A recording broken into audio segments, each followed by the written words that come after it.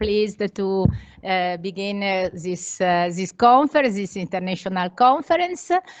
So in this first part of the conference, we have a great pleasure to have near us our institutional representative, our Professor Paolo Visca, our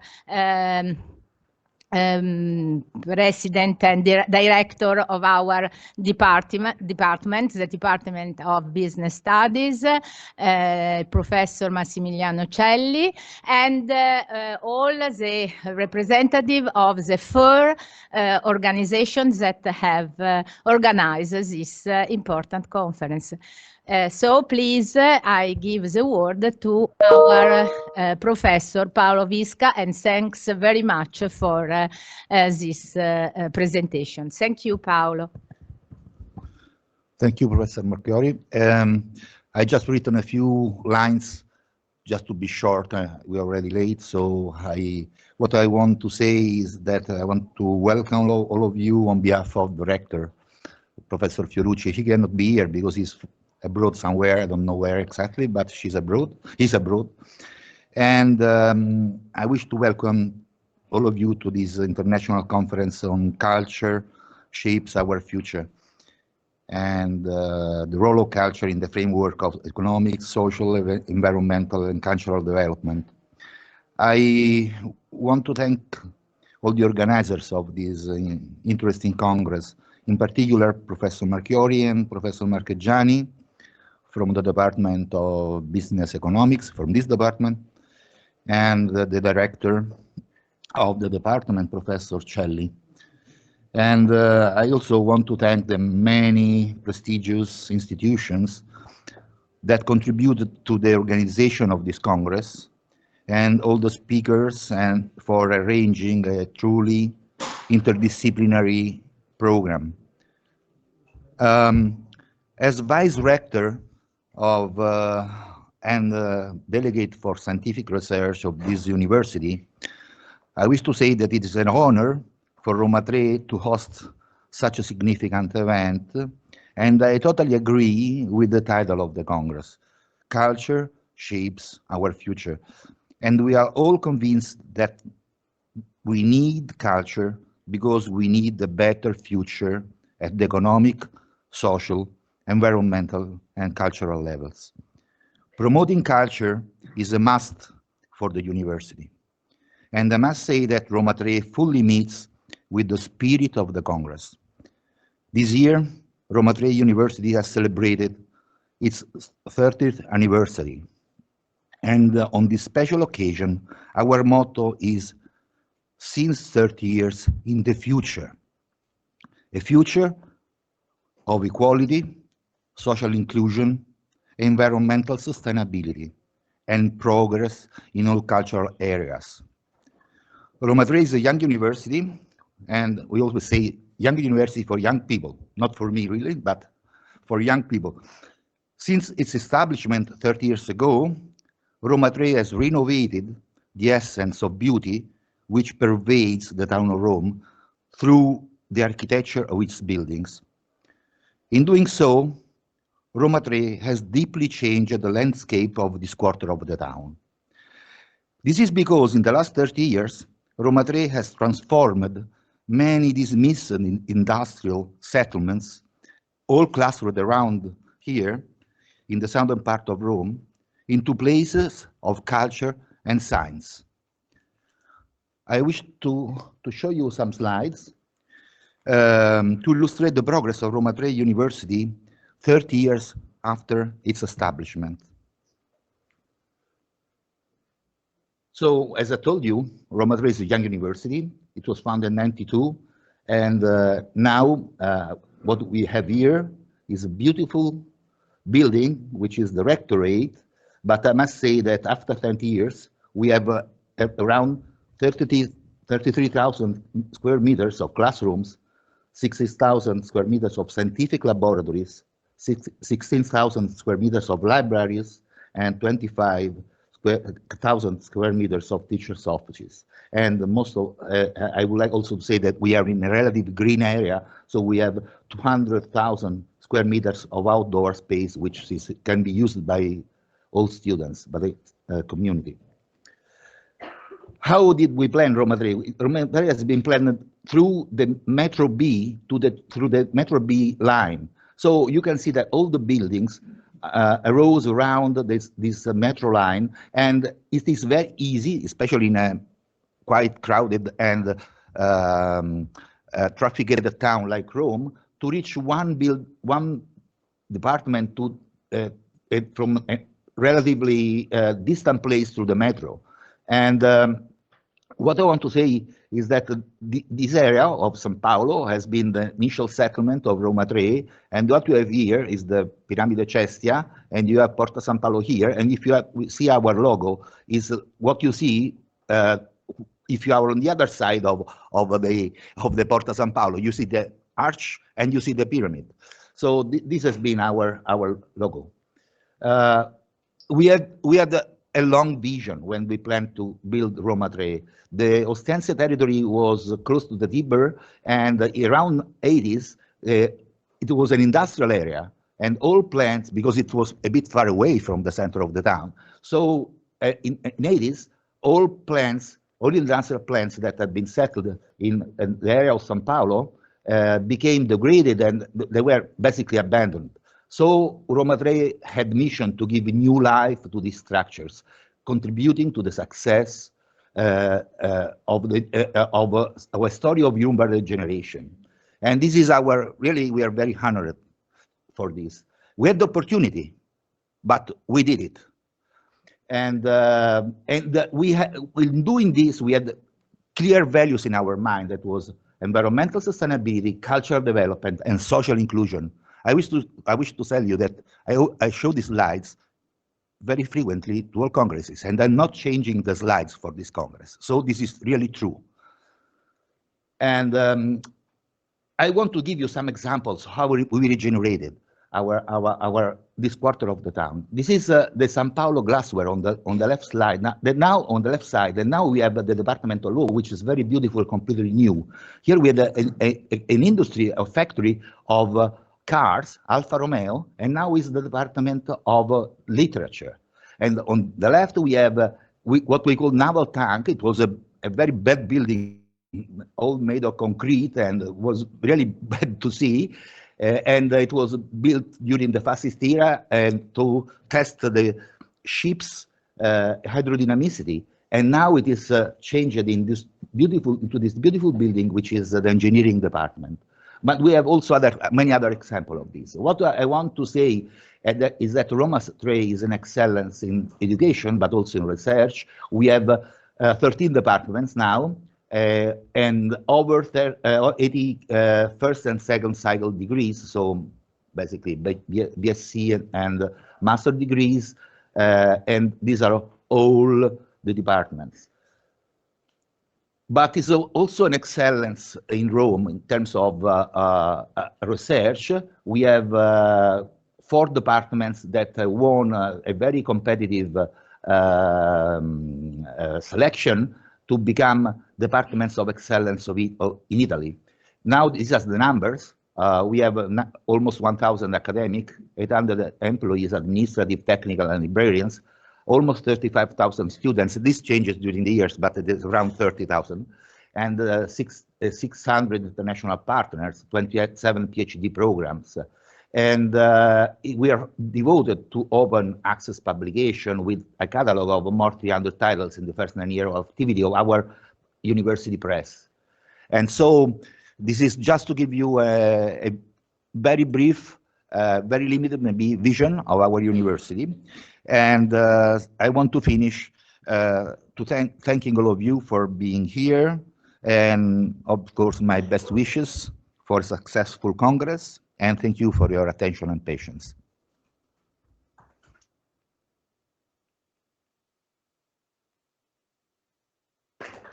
Thank you very much, Paolo, for this Yes, for this presentation of our university and for the important symbol of this effort in a program of urban regeneration in a cube, in a quarter of our city, Rome, that was very, very, very important for, first of all, for the citizen who lives in this area, and of course for the student and the professor of Roma 3. Thank you, very kind. And so please, Massimiliano Celli, our director of the Department of Business I will be Studies. brief. Thank you very much. Thank you, first of all, I would like to that it's a great pleasure to have all of you here in Roma, in the University of Roma 3, and in the Department of Business Studies. And I would like to thank Professor Marchiori and Professor Marchegiani for the great efforts and the time spent to arrange this important event, and that we have the honor to organize here in Italy for the second time. So it's a very big achievement. And what's about the conference topic? I believe that the management, the valorization, and also the economic evaluation of cultural heritage are a fundamental topics, not only for the academia, but also for the whole society, and in particular for the political institutions. And that's enough. I have that's a good work, and enjoy your experience in Rome. Thank you.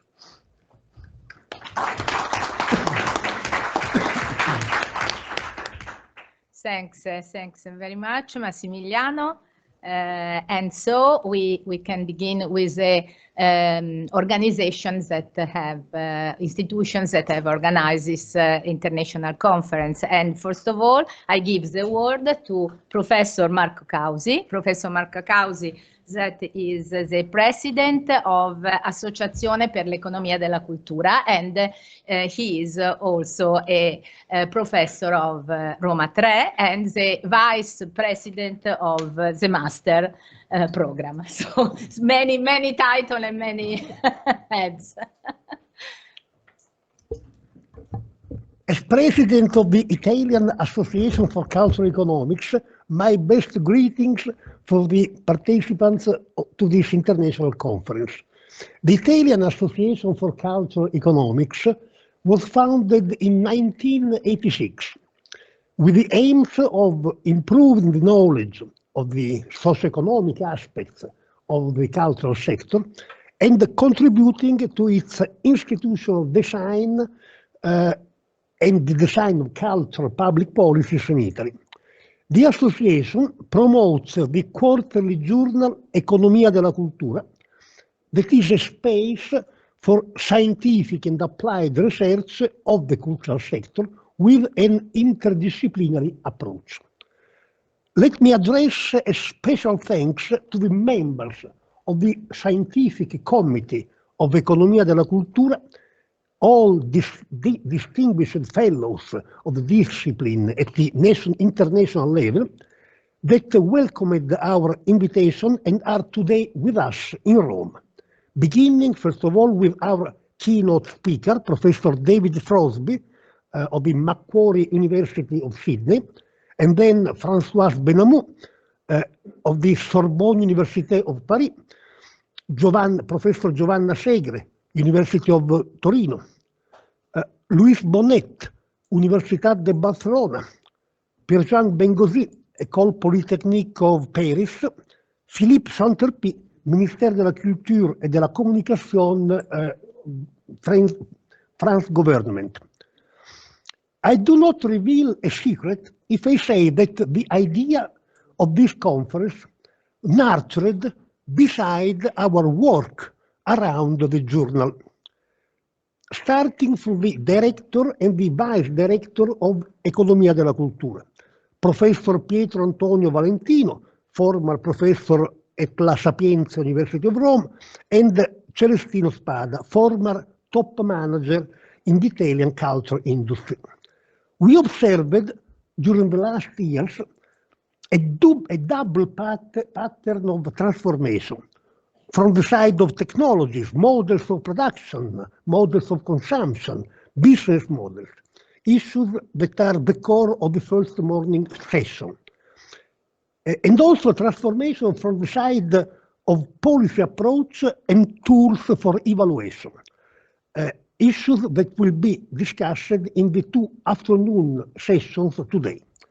Both these processes produced, inter alia, impacts on culture organization and skill requirements for culture occupations.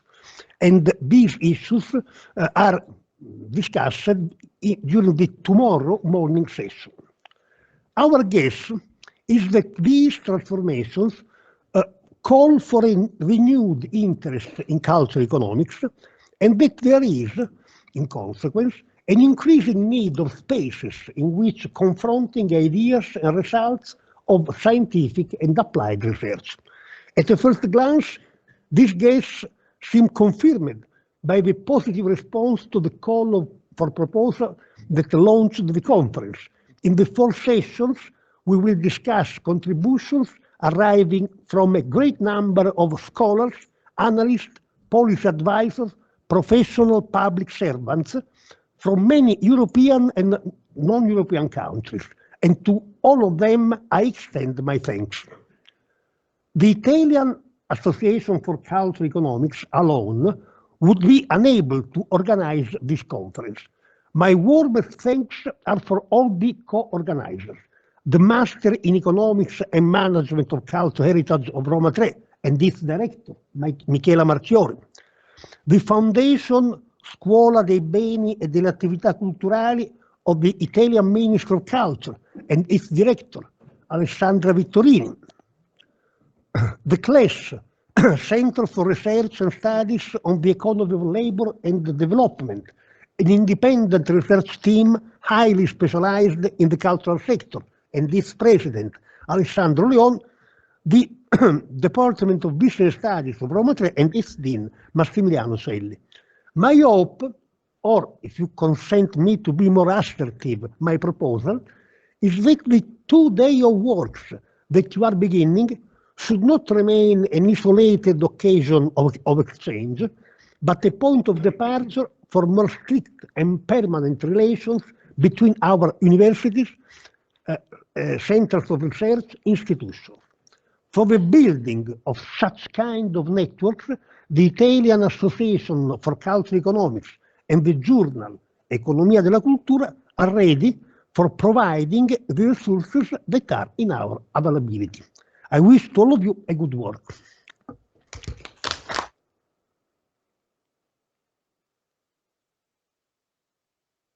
Thank you very much, Marco. This is our hope too, of course, and so I can give the word to Alessandro Leon, President of CLES.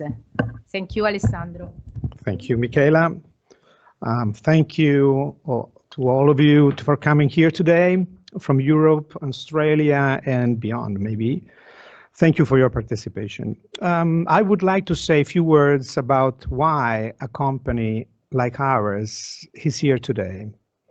CLES is an independent company founded in 1981, engaged in research and evaluation activities, specialist consultancy and support activities for the public administration mainly, but even with agencies, private companies, and the third sector entities. CLES is also one of the leading specialist strategic consultancy and technical assistance companies in the European ESF, ERDF funds, management and programming in the local development, labor market, vocational training, social assistance, migrations, urban development, and environment. CLES has operated since its date of birth on all these sectors. And finally, yes, it's very important for us, culture, since 1981. We strongly believe in knowledge-based consultancy. We are here because we know that our profession cannot be separated from scientific analysis. Private firms, universities, public bodies at all levels, agencies, and non-profit organizations can cooperate actively and efficiently with no conflict of interest. This is an Italian very bad disease. This event is an example. The public and the private dimension of cultural goods must be mutual in nature. In Italy, the European principles based on restrictive public finance have paid a rather high price.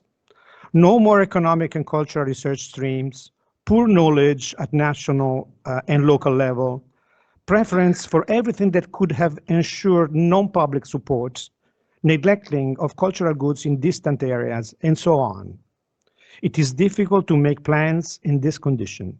It is also difficult to make studies and research at all applied levels, everywhere.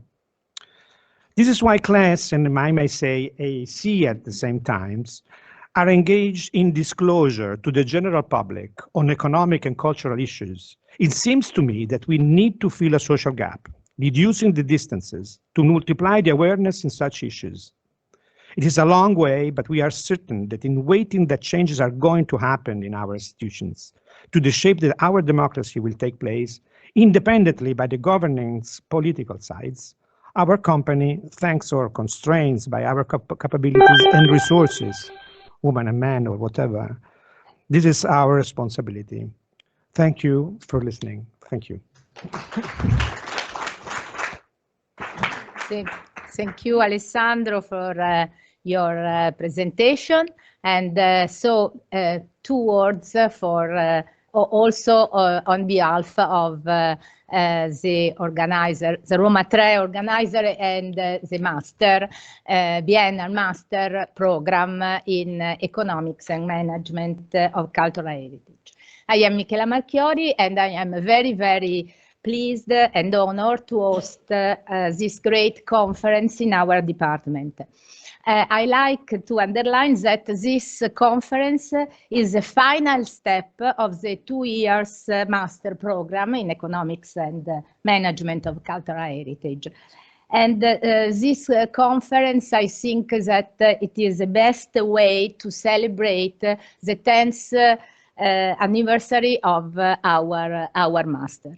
First of all, I would like to thank very much Professor David Crosby, and we feel excited to host Professor Crosby as keynote speaker. His studies has guided our research program since many years ago, and so it is an honor to have him with us today. Many thanks also to the other speakers who have joined our conference and make it possible. Moreover, a warm and sincere thank to the other organization that have organized with us this conference. Many of the persons who work in this organization contribute every year to the success of our master program. So a special thanks to all of you. Last but not least, I thank so much Professor Lucia Marchegiani for her continuous support for this initiative and for all the master program. And thanks to our brilliant researcher, Chiara Petrini and Vittoria Agro, for the support in the organization of this conference. Last, I would like to give a final great greeting to our professor and our student of the master program.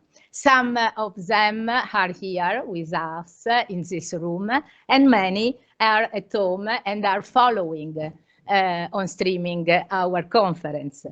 I think that this conference is a unique and important opportunity to develop and to deepen the knowledge in economic and management of Cultural. So thanks to all for this contribution, and enjoy with our conference. Great.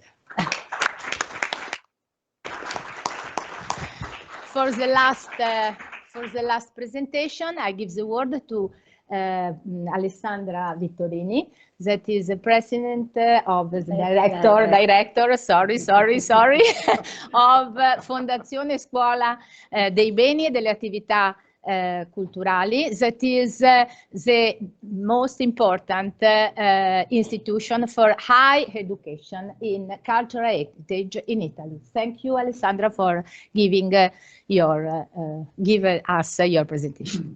Thank you, Michela. Sì, no. Sì. Ecco, thank you, Michela. Good morning to everybody. Ladies and gentlemen, it is an honor to open this conference today, a moment that holds great importance for me.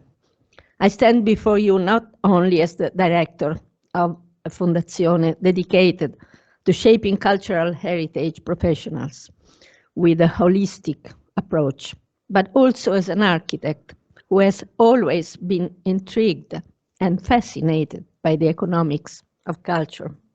Allow me to provide a brief overview of our Fondazione, which was established with the aim of training versatile professionals capable of navigating the vast sea of culture, where numerous disciplines have emerged over the past 2 decades.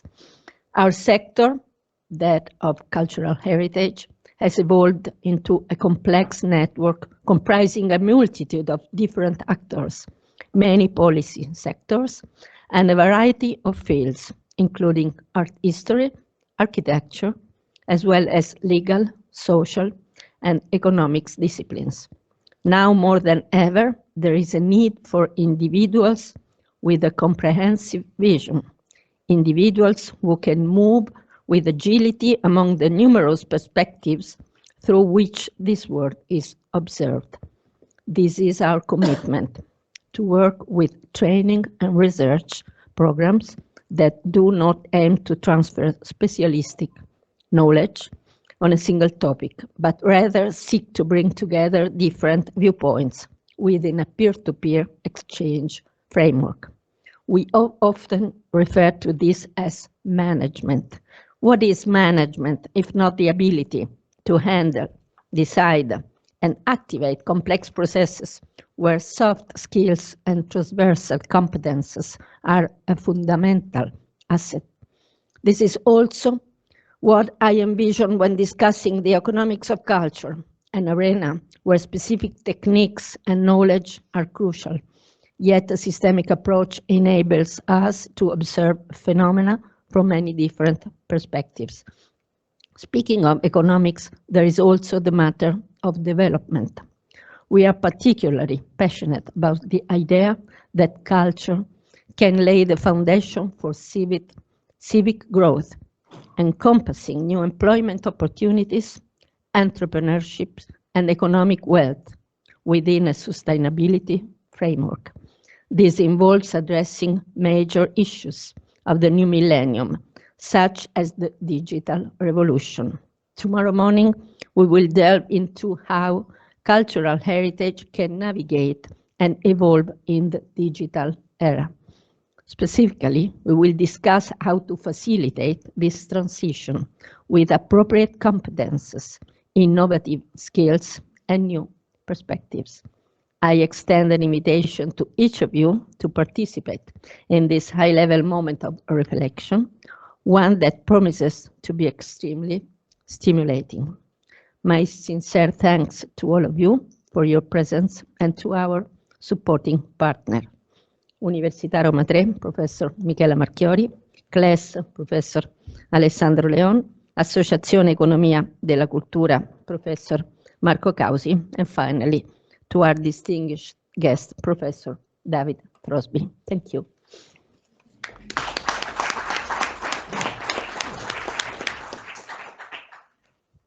Thank you to all again, and so we can give the word and the seat to our keynote speaker.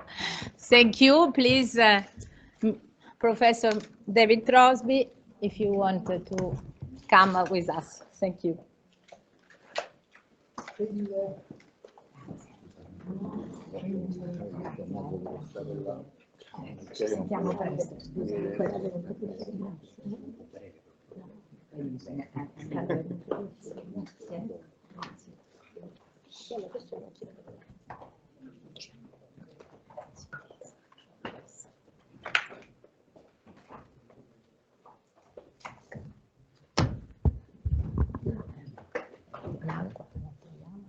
My PowerPoint. Yes, you're...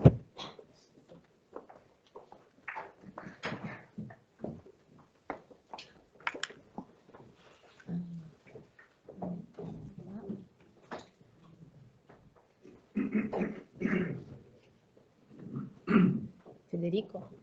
Sorry. Se...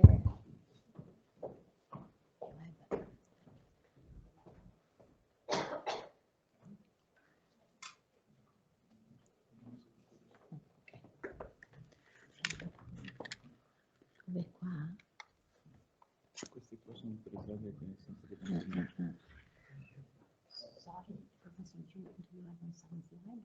yeah. I'm looking and that's what I am. Yes, keynote. Okay. Sorry, because I...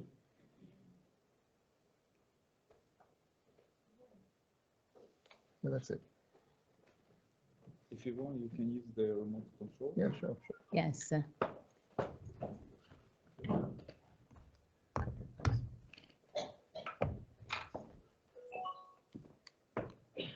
Okay. Gone. There we are. Okay. Yes. Okay, got it. Very good. Thank you. Thank you.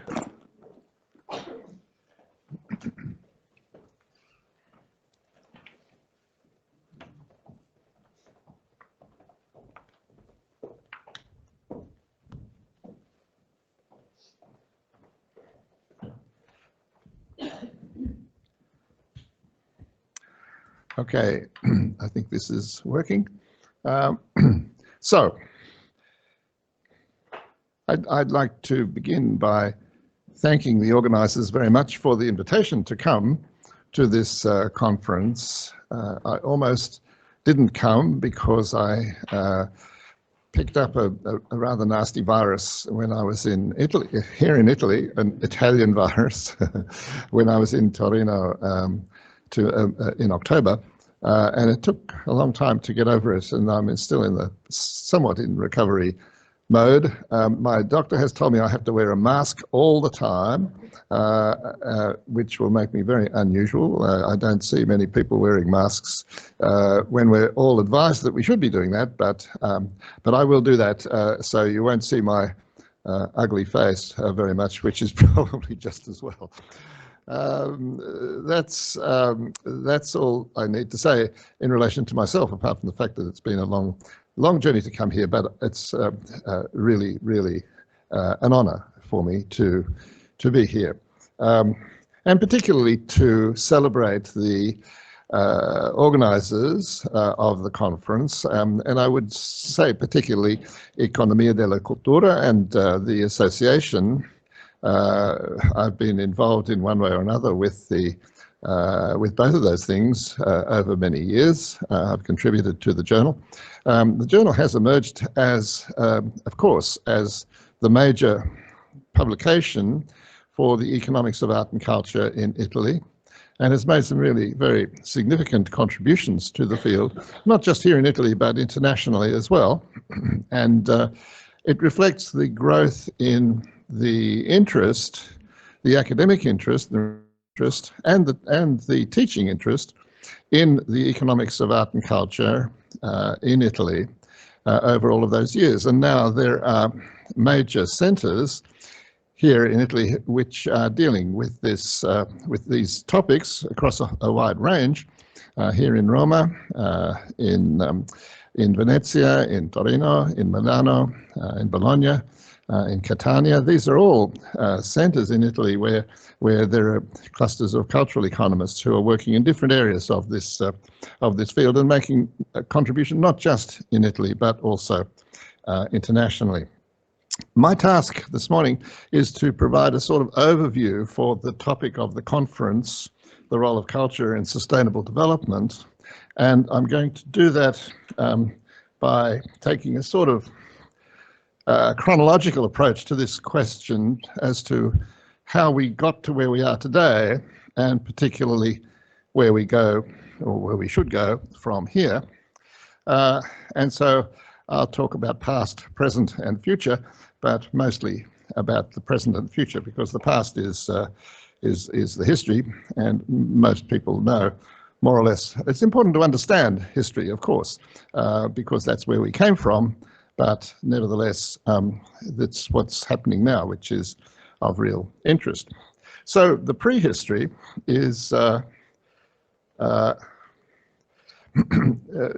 really the way in which, if we're thinking about sustainability, the way in which interest in the environment and the role of sustainability in development grew since in the whole of the post-war period, since the Second World War, with gradual emergence of the fact that we could not go on using the resources of the planet in such an exploitative way, and we needed to do something about it. That message hasn't entirely seeped through even today, but it certainly began in the 60s, 70s, 80s. But it took its sort of major step forward, I think, in the 1980s with the well-known Commission on the World Commission on Environment and Development, which was chaired by Mrs. Brundtland, who was then the chairman, was then the Prime Minister of Norway. And that is important for a whole lot of reasons, but the most important for our purposes is that it defined what we mean by sustainable development, and that definition continues still today. It is contained in the report of that commission, which was called Our Common Future, and which was a major contribution to the international discussion about policy towards the environment. And it put forward the definition that sustainable development is all about meeting our present needs, but to do so in a way which was not going to compromise the capacity of future generations. And so there was very much, as you might expect, in the case of the term sustainability means longer term, and that's exactly what that is about. And that report and that definition and that commission led to an awakening, I think, around the world as to the importance of sustainable development, and spawned a number of efforts in different countries, developed the notion of ecologically sustainable development which has ecological sense or environmental sense.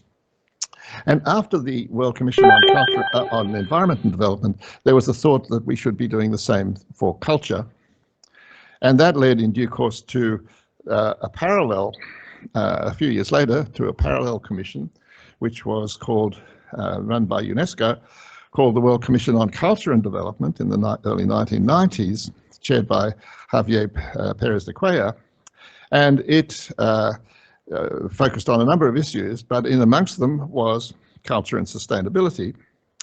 And so the thought was that because the Brundtland Commission had had such a profound effect on the world, and it led to a major international summit meeting in Rio de Janeiro in 1992, a World Summit on the Environment, and it was at that the first formal framework for dealing with climate change emerged, and other things as well. So it was a really important meeting. And so the hope was that the same thing would happen for culture, and that we would get the same international engagement in culture and development as had been in the case of environment and development. And it didn't really work out that way. The world was not very struck, I could put it like that, I suppose, by the thought that there was a parallel between the environment and between culture, and that if we're going to preserve the environment and protect it, we should be preserving and protecting our culture as well. This was argued in the report of the Pérez de Cuellar Commission, which was called Our Common Diversity, I think it was. Yes, Our Creative Diversity. There was a summit held in Stockholm in 1998, but not many heads of government went to that, and it didn't really catch fire, so to speak. After that, it led through to the end of the 1990s and the early part of this current millennium, with further efforts by UNESCO to make a more telling impact on the whole question of culture in development. And that led, first of all, to the Universal Declaration on Diversity. The focus sort of shifted to diversity, cultural diversity, in the early parts of the millennium, but it was broader than that. It wasn't just diversity, it was the broader notion of culture and its importance in development. And the major contribution at that in that direction was the 2005 Cultural Diversity Convention of UNESCO. I was one of the experts committee. You don't have to be terribly expert to be an expert at UNESCO, but I was one of the experts on that committee drafting the convention, and I had particular responsibility, as it happened, for the sustainable development concepts in there. And so culture in sustainable development was one of the important contributions of the 2005 convention, and Article 13, which I won't read or bore you with, but it's about an obligation on signatories to the convention to take culture seriously and the sustainability of culture seriously in their development policies. And that still exists in that treaty today. And there's I haven't looked up the latest number of signatories to the convention, but I think it's 150 or so. Many, in fact, you'd say most countries in the world have signed up to this, and it's a really significant document, and imposes obligations on member states or member countries to take culture seriously, to integrate culture into their development policies at all levels. Now, in 2012, there was a move within the United Nations to replace the Millennium Development Goals. You might remember the Millennium Development Goals were a set of goals which were put forward to mark the change of the millennium into the year 2000. They expired in 2015, and so there was a process started to get some new development goals, which they decided would be called the Sustainable Development Goals, the SDGs, Sustainable Development Goals, for 2030, 15 years after 2015, and that process began in 2012. And it was primarily driven by environmental concerns, which is not all that surprising, considering that the concept of sustainability at that time was still pretty much focused on the environment. And without wanting to say that was a bad thing, it did tend to take precedence over other ways in which sustainability might be interpreted. And so there was a great effort by UNESCO, by the international cultural community, to try to organize that culture would get a good representation in the 2015 Sustainable Development Goals. And so a series of arguments was put forward, mostly at conferences, one in Hangzhou in China, one in Bali in Indonesia, one in Florence. I'm a conveterate cultural conference goer. I went to those conferences, and they all came up with a manifesto about how important culture would be in development, and it should be part of the goals for the Sustainable Development Program. And the arguments were essentially twofold.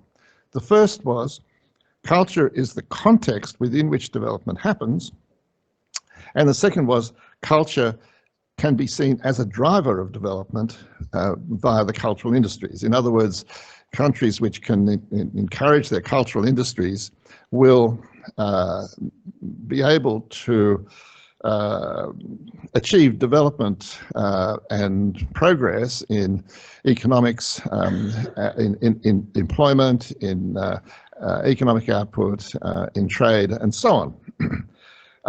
And so that was, and those notions about the importance of culture. Oops. I think this must be, I've been interrupted by the, I think this is the local television. Perhaps it might be more interesting than my talk. Anyway, so there was a really significant effort to get culture into the 2030 Sustainable Development Goals, and that failed too. I mean, I didn't really catch hold of the dominance of the environmental lobby, I suppose you could say, in the United Nations. And there's a lot of politicking going on, and so in the end, the place of culture in the Sustainable Development Goals were very, very peripheral. About a little bit. They're mostly paragraphs in whole items. They're not a whole item themselves. Education for culture and peace, one about tourism and local culture, one about protection of cultural heritage, which is important, of course, and that one is really the only one that UNESCO and others are taking really seriously. But even so, it's not a very substantial mention of culture in those development goals. Now there's a process for developing new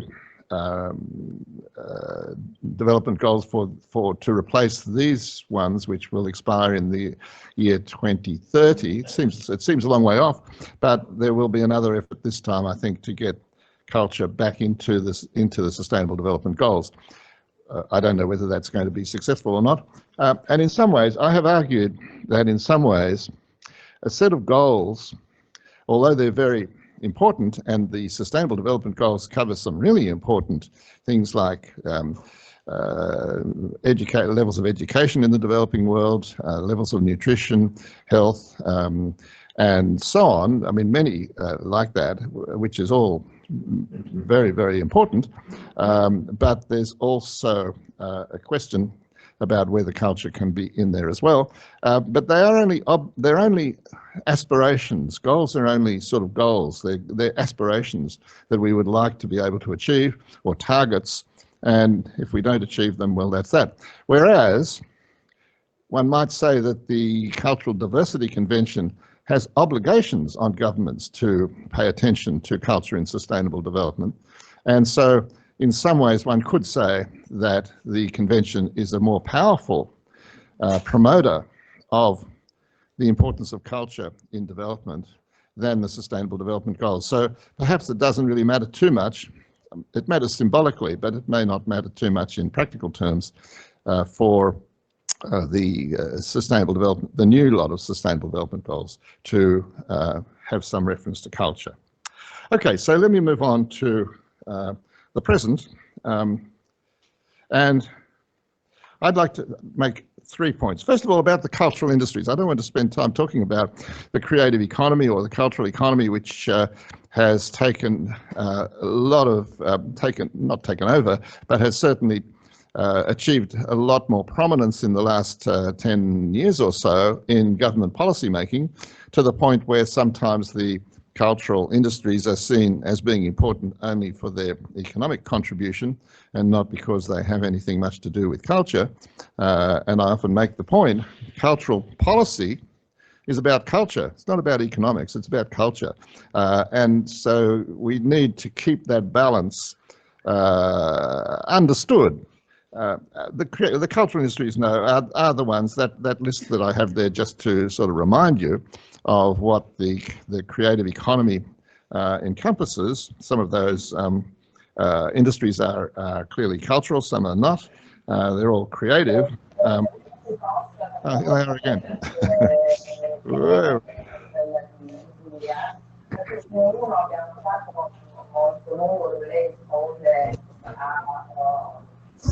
Sorry, I please who follow in remote to close microphone and video.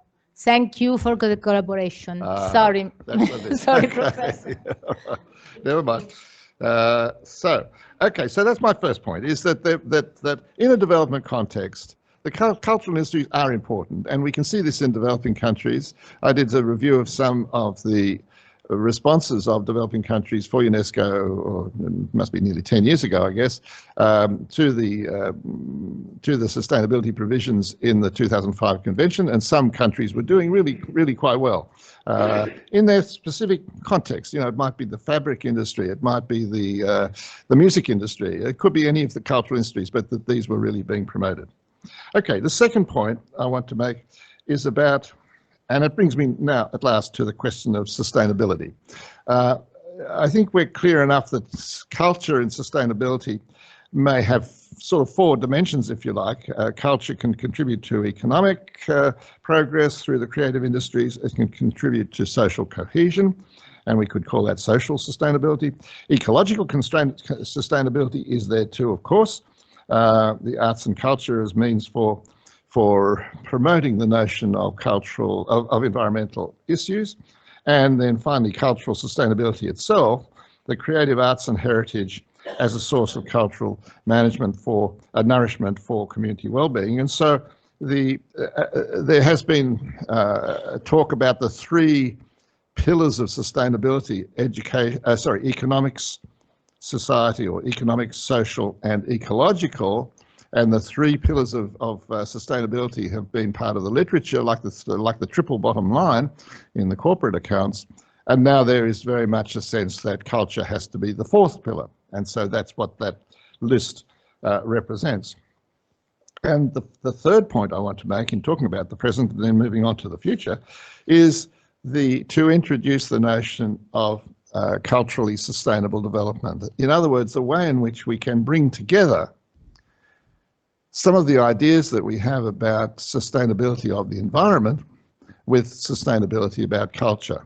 And I think that, and I have argued, that the way that there is a new paradigm through which we can do this, and that is to recognize the parallels that exist between natural capital and cultural capital.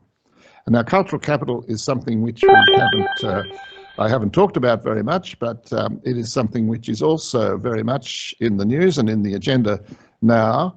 And I mean here cultural capital in the economic sense, not the sociological sense. There is a sense in which the word cultural capital refers to what Bourdieu talked about, which is essentially sociological. I'm talking about an economic interpretation where cultural heritage particularly, but cultural resources are considered as assets, as economic assets, and they can therefore be understood and analysed and interpreted within the framework of economics.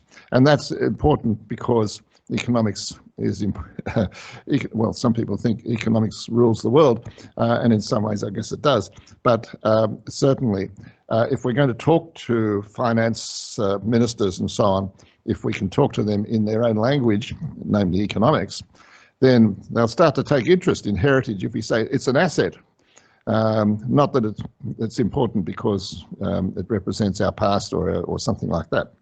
So the ways in which cultural capital and natural capital are similar, you can see in this slide.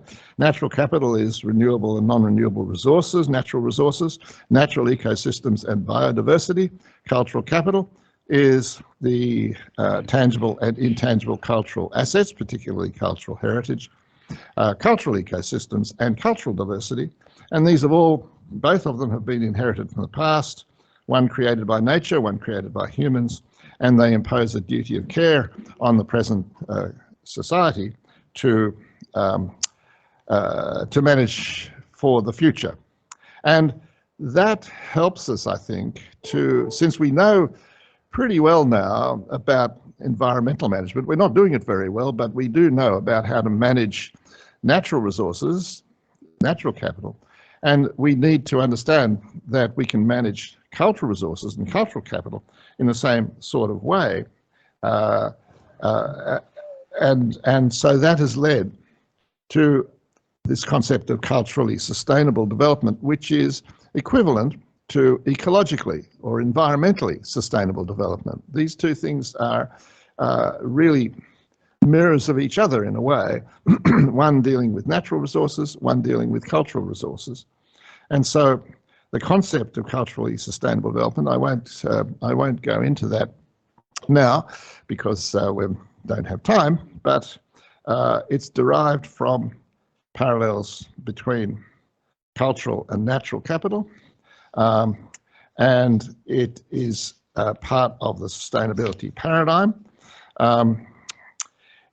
It has, part of it is very clear about the cultural welfare of future generations. This notion of the way in which culture is important for the future, and in the principles of sustainable development. Here we go again. Somebody must have a video on, I think. We're getting some feedback. Anyway, in the terminology of sustainable development, that's called intergenerational equity, fairness in the treatment of future generations. And so we have that in relation to culture as well as to the environment. Fairness and non-discrimination in cultural access and participation, and that's what we would call intra-generational equity. I mean, the sustainability is not only about the future, sustainability is about the present as well. And that means particularly not just that we can organize ourselves in such a way that we produce the things that we want, and importantly, that we can do that in a way which is fair and just. And we know very well that that's not working particularly well. In fact, it's getting worse because the distribution of income is becoming more and more regressive. The difference between the rich and the poor is getting wider and wider, both within countries and also between countries. And this is a really serious concern, which nobody seems to be particularly addressing, if you like. A lot of economists, or some economists, have pointed out to this problem, but there's still serious issues about this. And then finally, there's the respect for cultural diversity and the promotion of intercultural dialogue. And I'll say a bit more about this notion a little bit later. But the thing I wanted to sort of summarize, if you like, in relation to culturally sustainable development, it takes the holistic view, the whole system view, where no single part can be taken out and considered on its own. We can't just take out the economy and consider the economic considerations. We have to think about everything is linked up with everything else. This is the very notion of ecology. The science of ecology is networks, how things connect up and support each other. And so we have to think about that, not just within the cultural sector or within the environmental sector, but between the two things. And so it's very much a holistic, whole systems view of the world. Now, I had some slides about some of the issues that are concerned with, but I won't spend time on those. Intergenerational equity.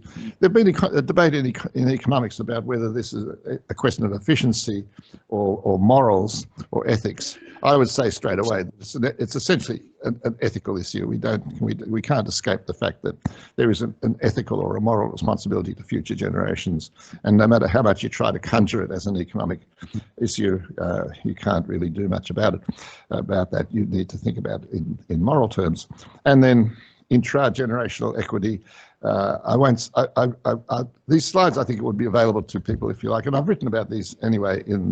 There's a paper I published in the International Journal of Cultural Policy. I think it's about 2018 on culturally sustainable development, and so all of this is argued there. So I'll skip through now to my final slide and my final point. And I'm sorry, I don't have detailed slides of these points. I wanted to stand back a bit and think about what are the issues as economists, I'm talking here as an economist, for the future, for economists who are working in the economics of art, culture and heritage.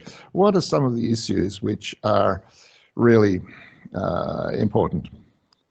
And this is not an exclusive list or a necessarily definitive list. It's just some thoughts about some of the areas which we need to be concerned with. And this is true in all of our different countries, particularly here in Italy, but also in other countries and also in the development context as well. Firstly, questions of value. Value and valuation have been fundamental to, well, to economics ever since Adam Smith back in the 18th century. Questions of what we mean by value. People are always asking, what is the value of heritage? What's the value of culture? What's the value of the arts? And this is an issue which we have wrestled with for a long time. I think that we've made a lot of progress in economics and in cultural economics particularly. We made a lot of progress in being able to distinguish the different types of value which are important for cultural phenomena, cultural goods and services. And if you like to think of it in terms of heritage, that's good because that's a very good example. And we are now fairly clear about the distinction between between what we could call economic benefits and cultural benefits, or economic value and cultural value. And that has a number of different ways in which it can be expressed. It can be expressed as a difference between financial and non-financial, or commercial and non-commercial value, which is created by culture. It can also be seen as market versus non-market, which is the terms that economists use, where market values are things which we can measure in monetary terms directly because that's transactions, and non-market, meaning things that arise outside of the marketplace and which we can't measure directly, but we can't find any statistics. We can do surveys and we can find out how much people are prepared to pay for things. So it is economic in the sense that it can be expressed in financial terms. And that's things like public goods. We know that there's always been this distinction in economics between market and non-market phenomena, and this is important for culture. One of the things which I think we have discovered in the area of heritage, and a lot of work which has been going on in the area of heritage, the economics of heritage, has been to draw attention to the fact that the public good value or the non-market value of heritage, which is an economic value, is really very significant and may often be more for a particular project than the direct benefits, the direct financial monetary benefits. And that means that it's something which we really have to think about when we're thinking about a project or a development strategy, which involves cultural assets, cultural heritage, for example. We have to think about how that contributes to the non-market benefits, the ways in which people experience culture, even if they don't go, for example, even if they don't visit the heritage, they still would be prepared to pay something to see that it is preserved. We see this all the time when major items of cultural heritage are destroyed, often through conflict, that people, even though they've never visited, you think about those statues in was it in Afghanistan? I can't remember where they were. The Buddhas, which were destroyed by the Taliban, and they were major items of cultural heritage and tradition for the local people and for the world at large. Beautiful big statues destroyed, and people around the world were very, very upset about that and would contribute to a fund, if asked to do that, to have them rebuilt or restored or replaced or whatever. These are economic benefits. Now, we have to also recognise that there are other benefits for which money is not an appropriate measuring stick, and we can call these sort of the non-monetary benefits. We can't think of money as an appropriate way. Think about your cultural identity, for example. You can't really put a money value on that, but it can be important, might be important to you, might be very valuable, might not be. Those are the sorts of things that we're talking about. So the we are now getting better at managing these, at measuring these things. And there's a major, I could mention that there's a major project underway in the UK at present on cultural heritage capital, refining the methods for assessment of the values of cultural heritage in England.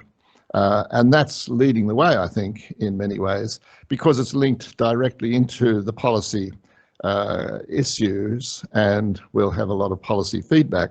And so I recommend that Cultural Heritage Capital program to you to investigate and look at, because it does, there's a very good scope for adopting this sort of approach in other countries, and it's making some genuine progress.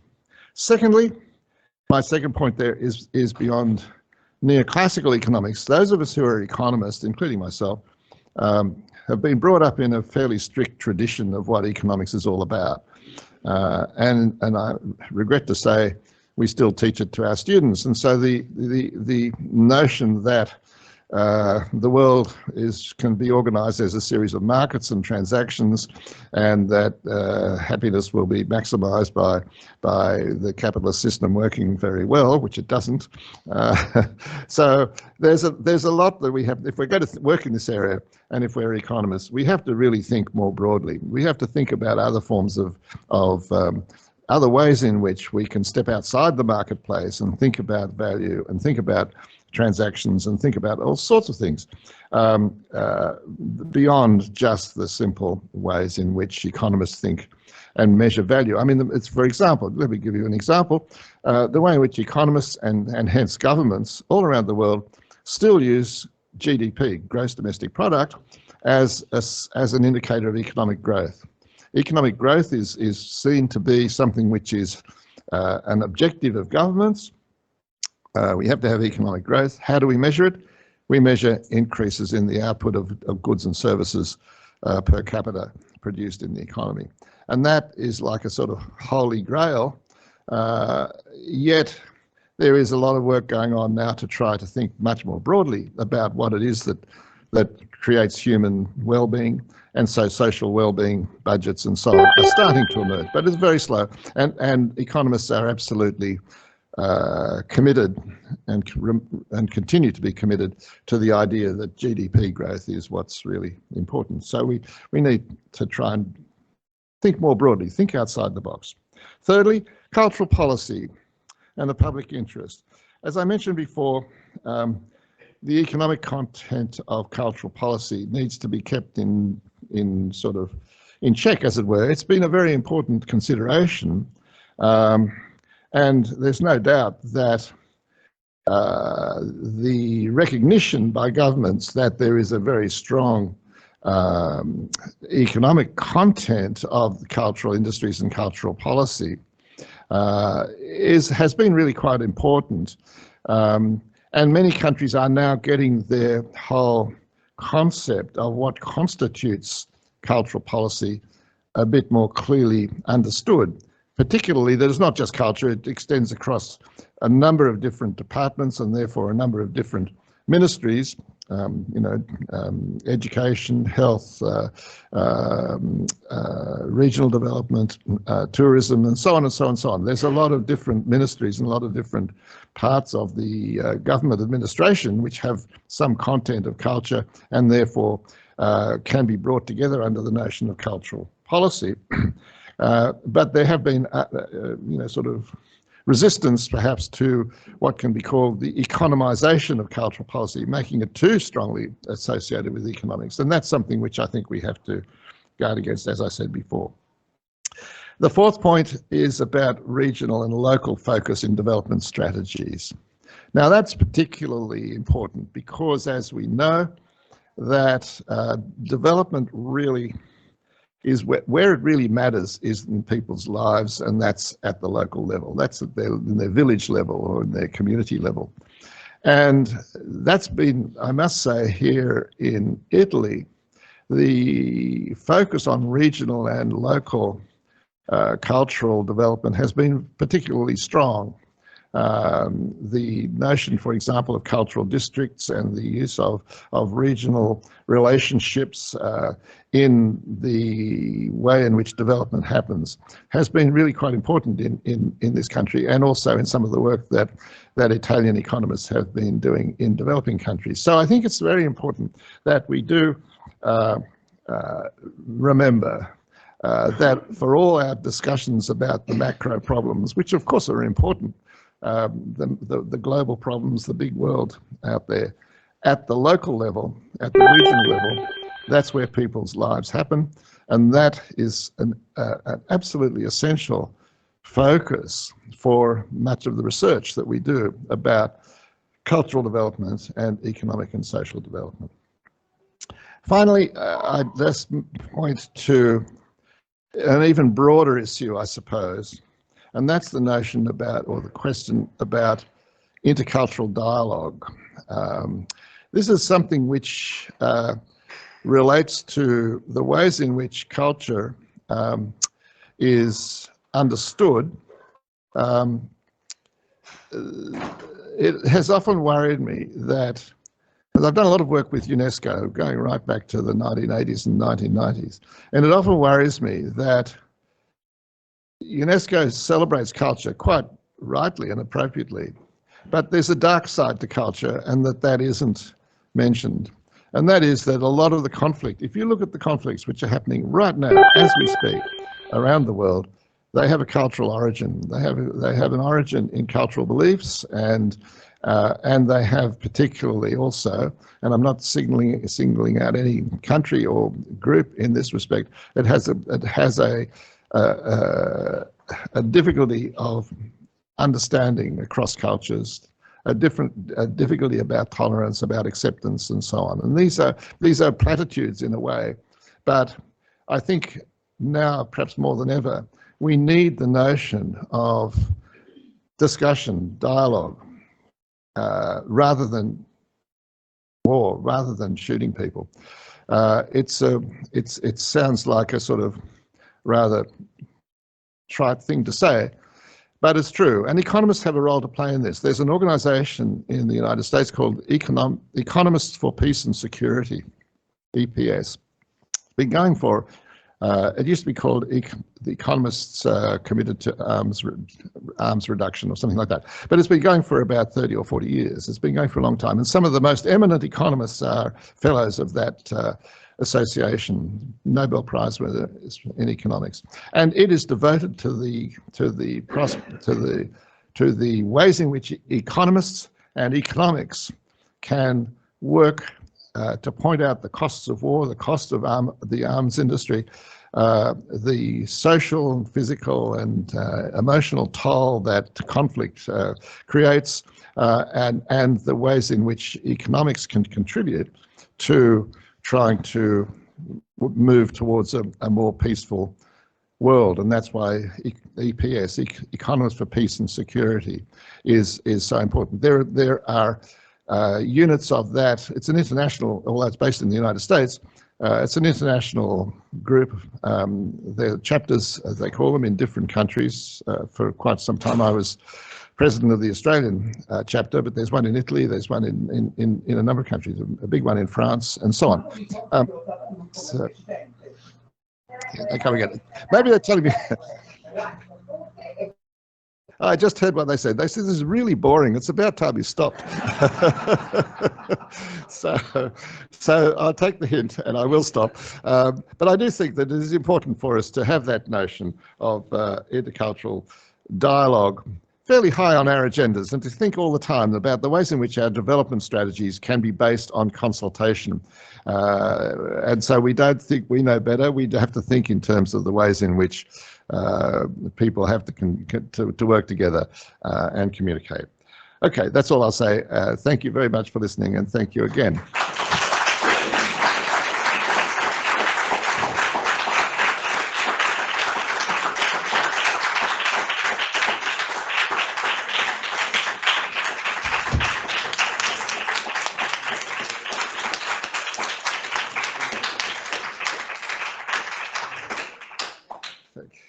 Thanks very much, Professor Crosby, for your important keynote speech.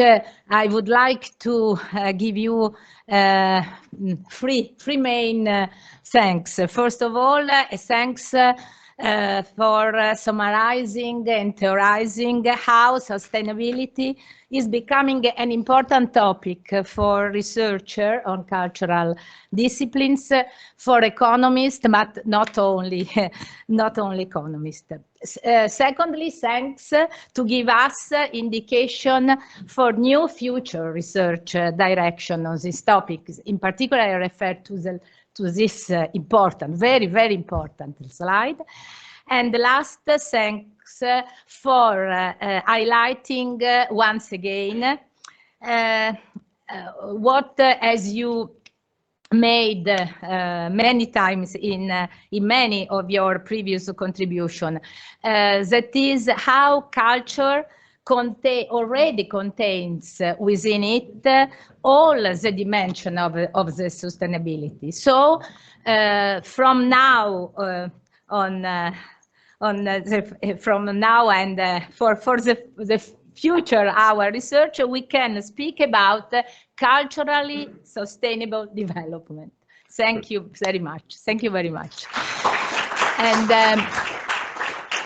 And now, so only a few moments for the changing of the our folders. Thank you. So we are ready to begin our first session, and I call here all the contributors to this session: Piergian Bengosì, Philippe Chanterpi, Ermina Sacchitano, Pietro Valentino, Fabio Bacchini, and Roberto Iannacone. In the agenda of our Congress, your names are put in alphabetical order, and then it is presumed that we can proceed with an alphabetical order. But if you agree, if you have nothing, if you have no disagreement, I think, in reality, in the program of the conference, the chairman and discussant has the power of changing the order.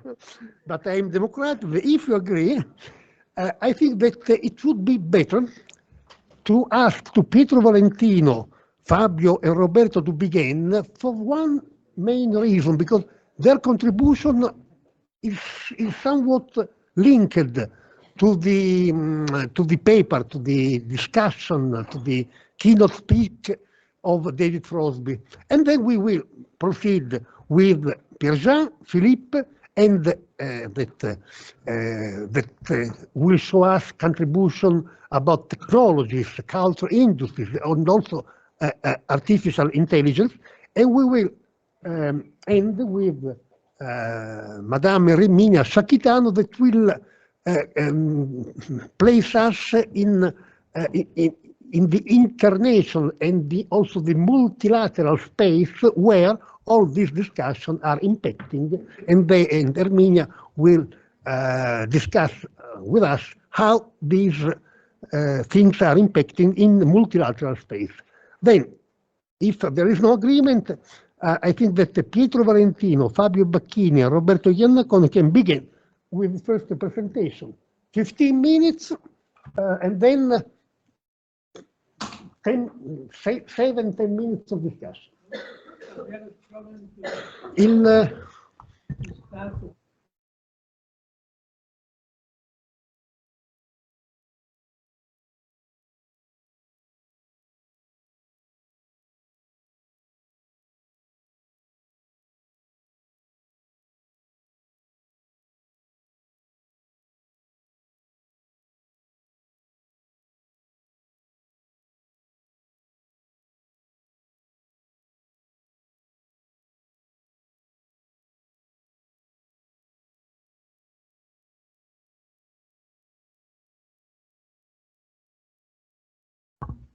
Now? Okay, thank you. Thank you to all. We will present a very empirical analysis, in some way moving inside the large framework so well described by David before. And our idea is to analyze the quantitative relationship between three categories, which are very linked also in the presentation David before. One is the idea of which is this domain of a culture in a quantitative term. Of, it can be which indicator can be used to represent this domain. The other is which is the Sustainable Development Goal, which indicator, and the well-being satisfaction because between well-being and SDGs we have a very strong links between all these categories.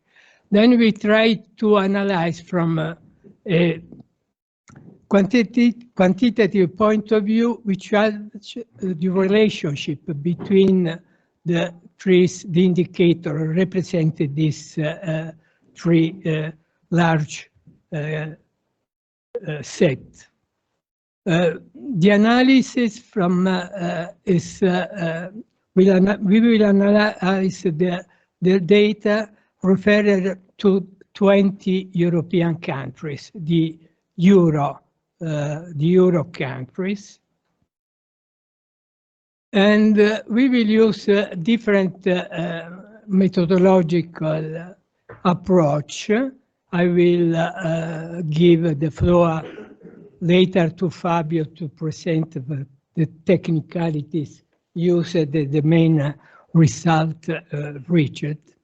And we use some multivariate analysis, some regression model, panel model, and also a factor model applied to Italy. The Sustainable Development Goal is very strictly linked to, on well-being.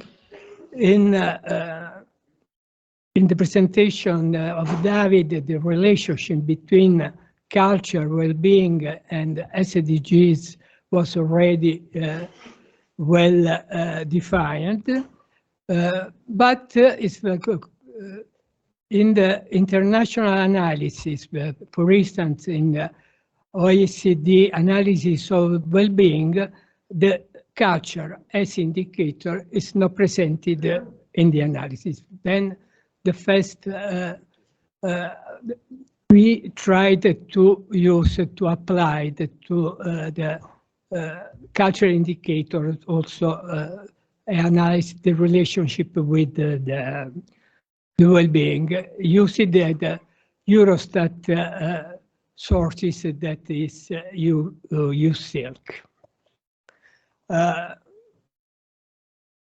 David presented that the change also in the UN and the UNESCO about the perception, the importance of the culture in the sustainability concept. But the concept of culture used also in the SDGs approaches in some way only transversal. The culture is the culture indicators are used to interpret some of the 17 SDG goals. And also the indicator collected by UNESCO is still very few, not able to cover all the aspects of this of the role of culture in the SDGs. From an empirical point of view, we have some studies, some econometric model which attempted to analyze the relationship between these three large categories. For instance, Jeffrey Sachs and Neve tried to analyze the relationship between human well-being and the SDGs. Other analyses were conducted about the relationship between culture and SDG, or culture as and well-being. What we yeah, you have two more. Okay, ancora. Next one. Yeah. Sì. I forgot to move there. Sì, arriva l'ultima, quella qui. Okay, this is the point. Our point is analyze the relationship from an empirical point of view between this culture, SDGs, and quality of life, using a different methodological approach, a different regression model. Before to pass the, I will give now the floor to Fabio for a most analytical description. I want anticipate my suggestion of the result of this analysis. We did many applications in different ways.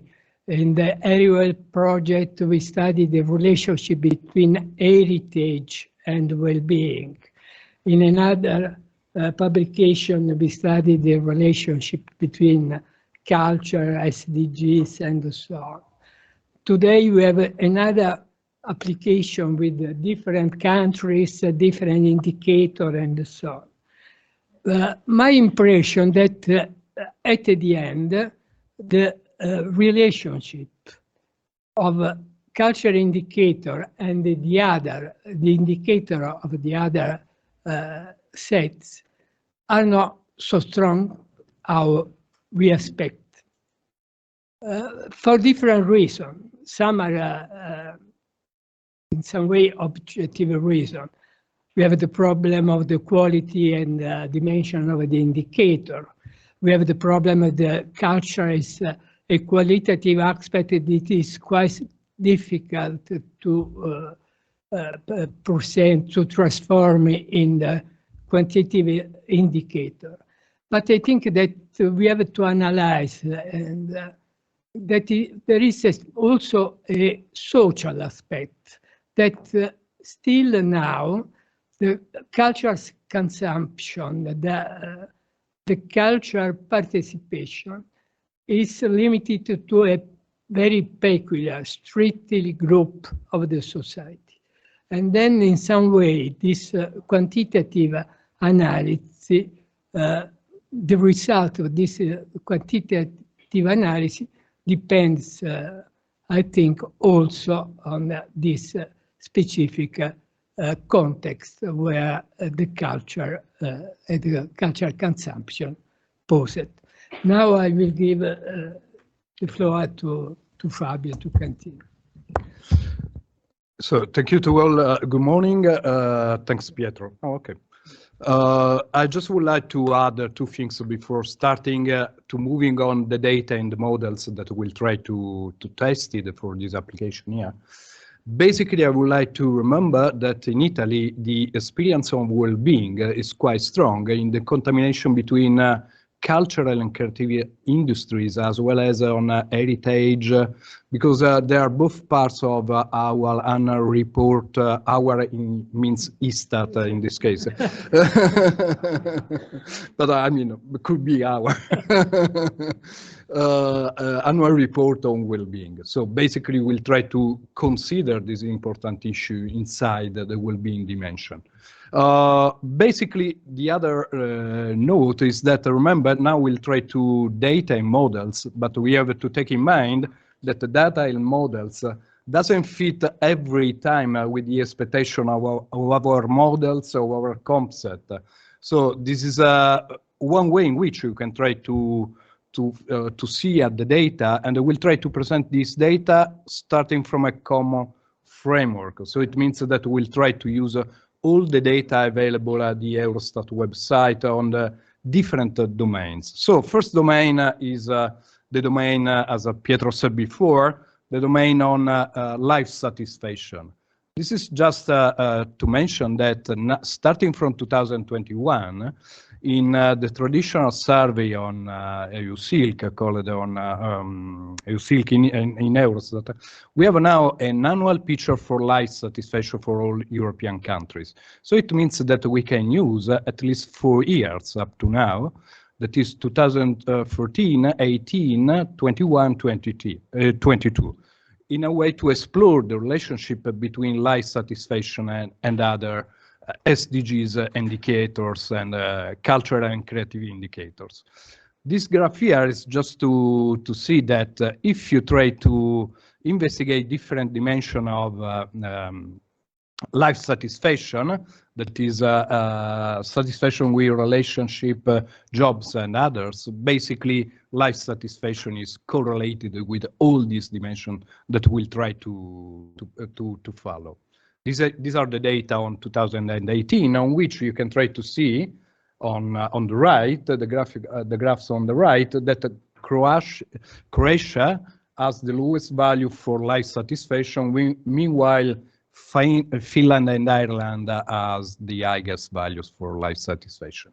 Now, try to move on the second dimension of the data, that one related to the culture. On top, on the left, you can see that basically there are all the dimensions that are available on the Eurostat website, and we picked up some of these indicators, and the correlation related to 2021 were basically 10 indicators, and we can see that basically that one on the circle, the red circle, is based on AMPL, that stays for the share of employment in cultural and creative industries.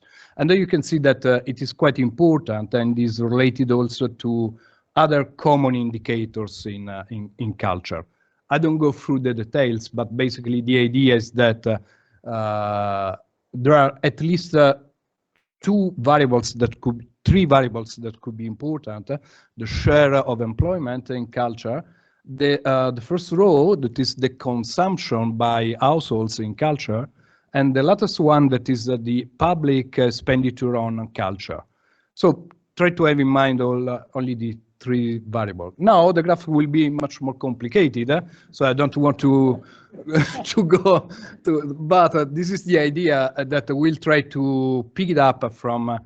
Just look at the bottom on the left, the 17 goals for SDGs, and then we'll try to select some indicators from all the goals, and we end with 25 indicators. So, and you can see some correlation. We'll back on the beyond GDP and the GDP role later on, but basically these are all the variables and the correlations observed in 2020. Now, try to say some things about the model that we'll try to use for exploring the relationship among all these indicators. First, we'll try to explore the panel approach.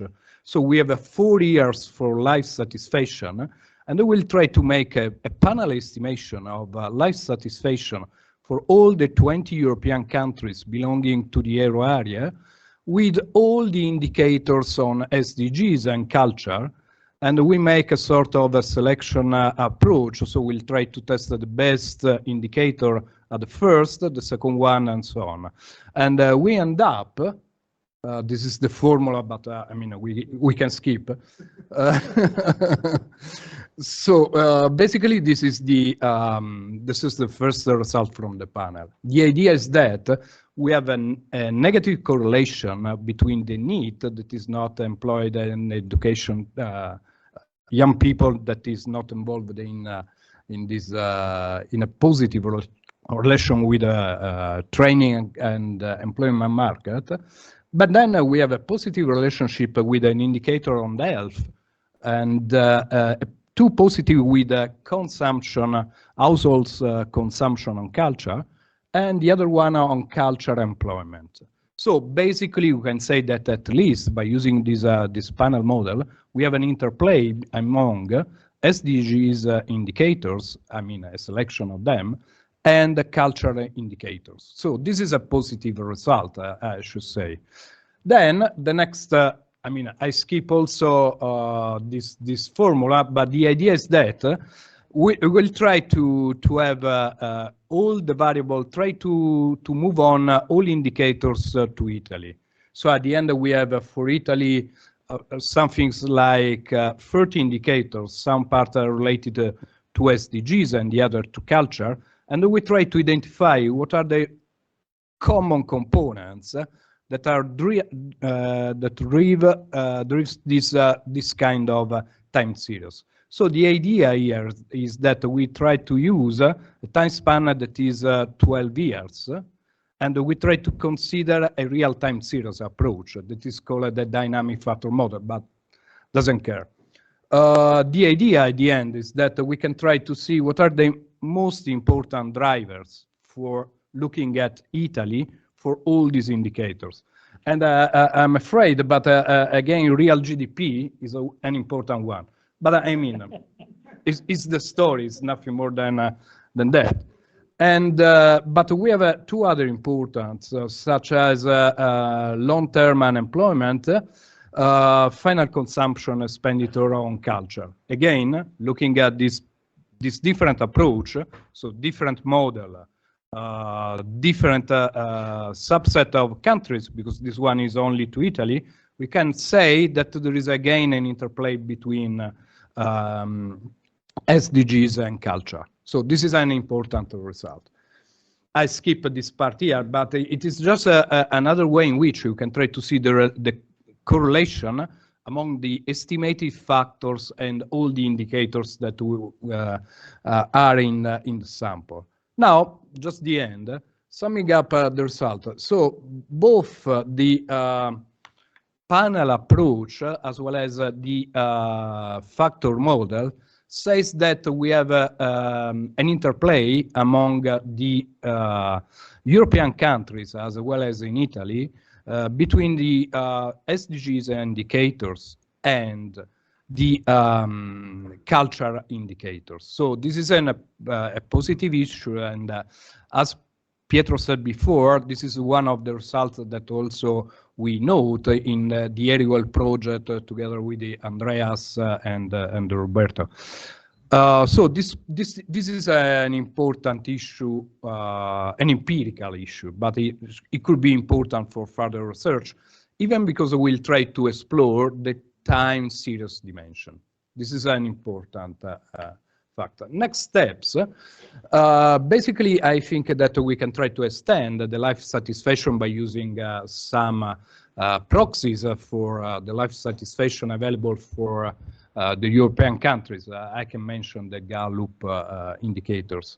So we can try to also to extend the indicators for culture, because now we try to look at the total impact of the culture industries, but we try to see if there is some specification across the countries, looking at one of the slides provided by Professor Throsby, because culture is a composition of different things.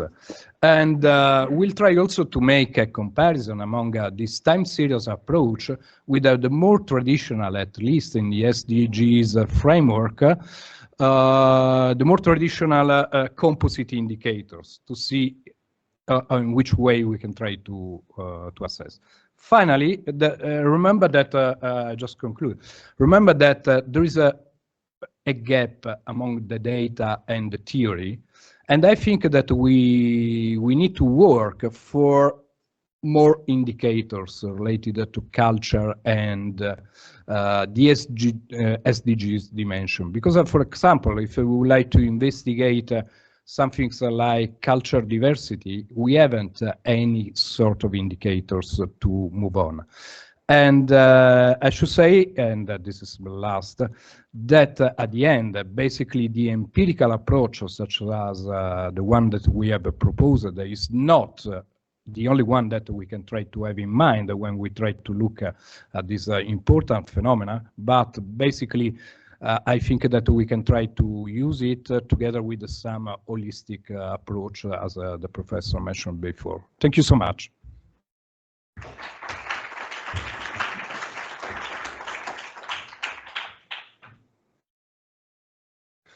Okay, thank you. I think that when Pietro at the beginning announced that the relations between cultural indicator and SDGs indicator that they found in their empirical research, these relations are not so strong as expected. He was referring in particular to cultural participation, because cultural participation is very idiosyncratic, idiosyncratic distribution by countries, by local territories, and also because our statistics about cultural participation are very weak, are very old in Europe and very weak also from the innovation, for instance, in taking account the new ways of cultural consumption brought by technological progress. Then probably, okay, it is not a problem. You can be happy also if you don't go to a museum. Okay, we are sure. You can be happy also if you don't go to theater. We are democratic, we are tolerant. You can be, it is not compulsory to be happy only going to museum. But anyway, we need a better and also more innovative measure for cultural participation. In the future, something from big data will arrive. I also think that we have with us some statistical experts from the Italian National Institute of Statistics, and also in connection with Eurostat. What are the perspectives about the use of big data for cultural participation? We try to use Wikipedia data to analyze some specific cultural participation.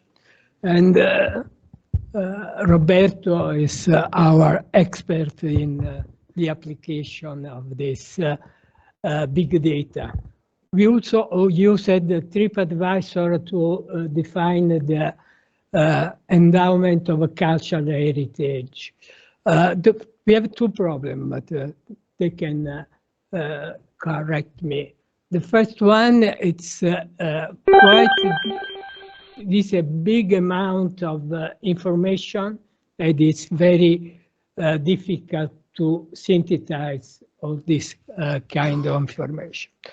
But they are very, very useful if are applied to some single institution, some specific case study, because in this case, we apply this, for instance, to some UNESCO site, then it was possible to analyze the change also in a dynamic way of changing the public, the interest, but also using TripAdvisor, which are the problem of the public in a relationship with the services offered by the institution. We published one article on this in Economia della Cultura some years ago, but it's quite an interesting field, but it needs to be more well defined, to be just the border, the limits, the boundary of this application. Some other questions for our statistical task force? Some other questions for the public?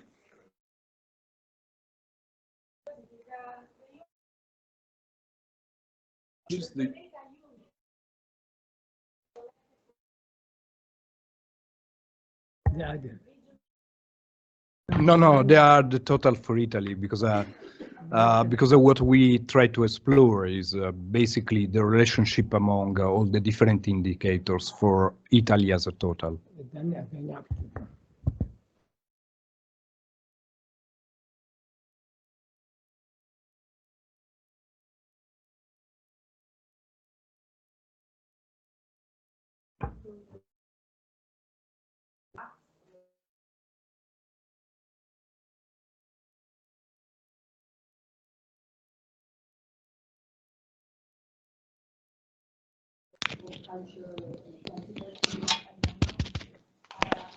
Sorry. May you use, sorry, because we cannot hear. Okay, thank you. Shall I restart? Essentially, I was wondering, how does your project relate to the UNESCO thematic indicators measuring culture in Agenda 2030 that are indeed, at least at EU and international level, considered one of the best knowledge base for EU countries, at least, to assess and to consider the importance of culture within sustainable development, at least in terms of how the cultural aspect leverages SDGs. So.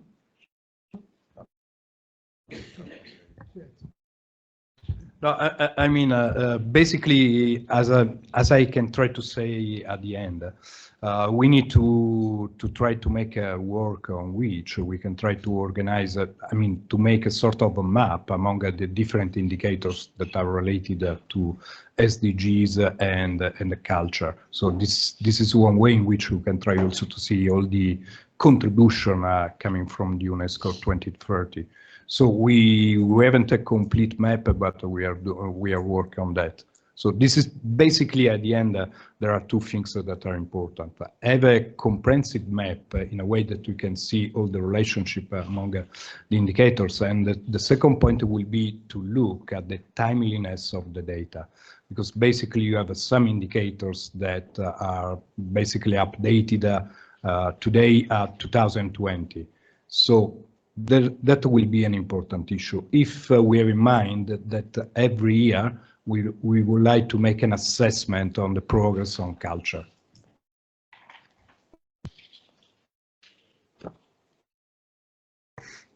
No more questions?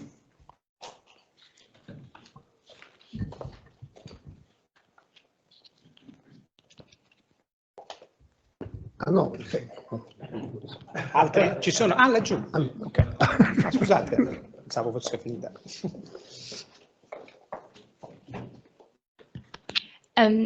Thanks for the nice presentation of the research study. I have a question about the statistic result. Can we go back to the slides that shows the statistic result? There was a table. I saw the p-value here. Some of the variable like cultural consumption and cultural employment seems they are not very much significant. So I would like to ask the opinions of the professors how you regard thanks this. For the question.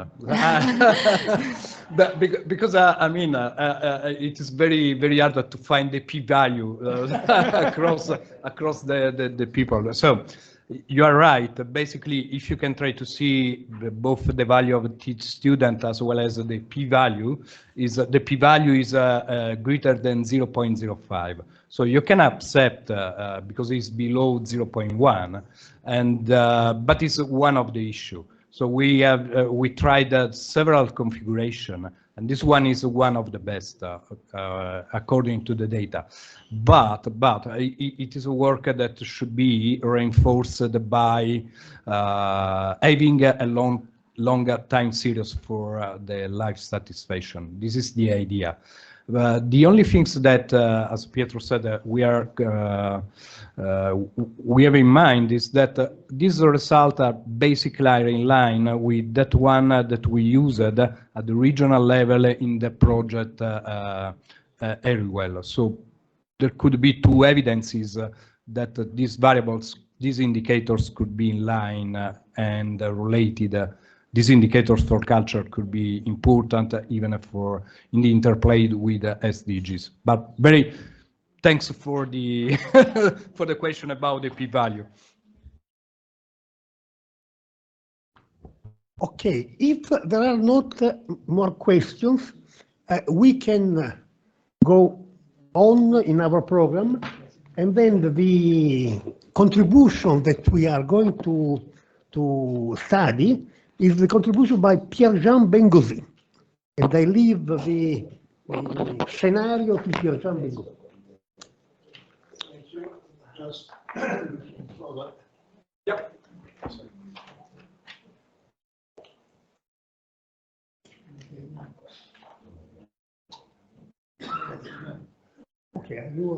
Okay, thank you very much.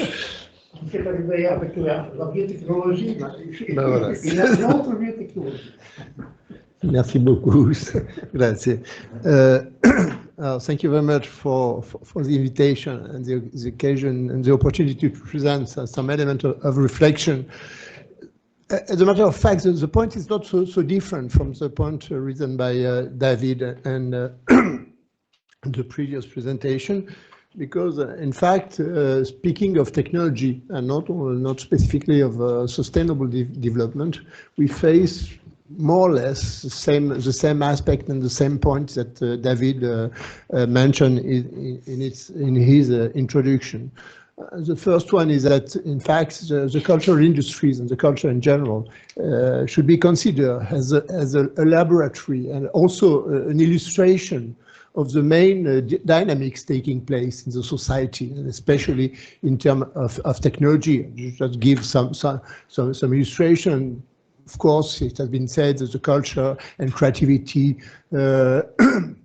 is of ever-increasing interest, and the role and the size of cultural and creative industries in the society is higher and higher.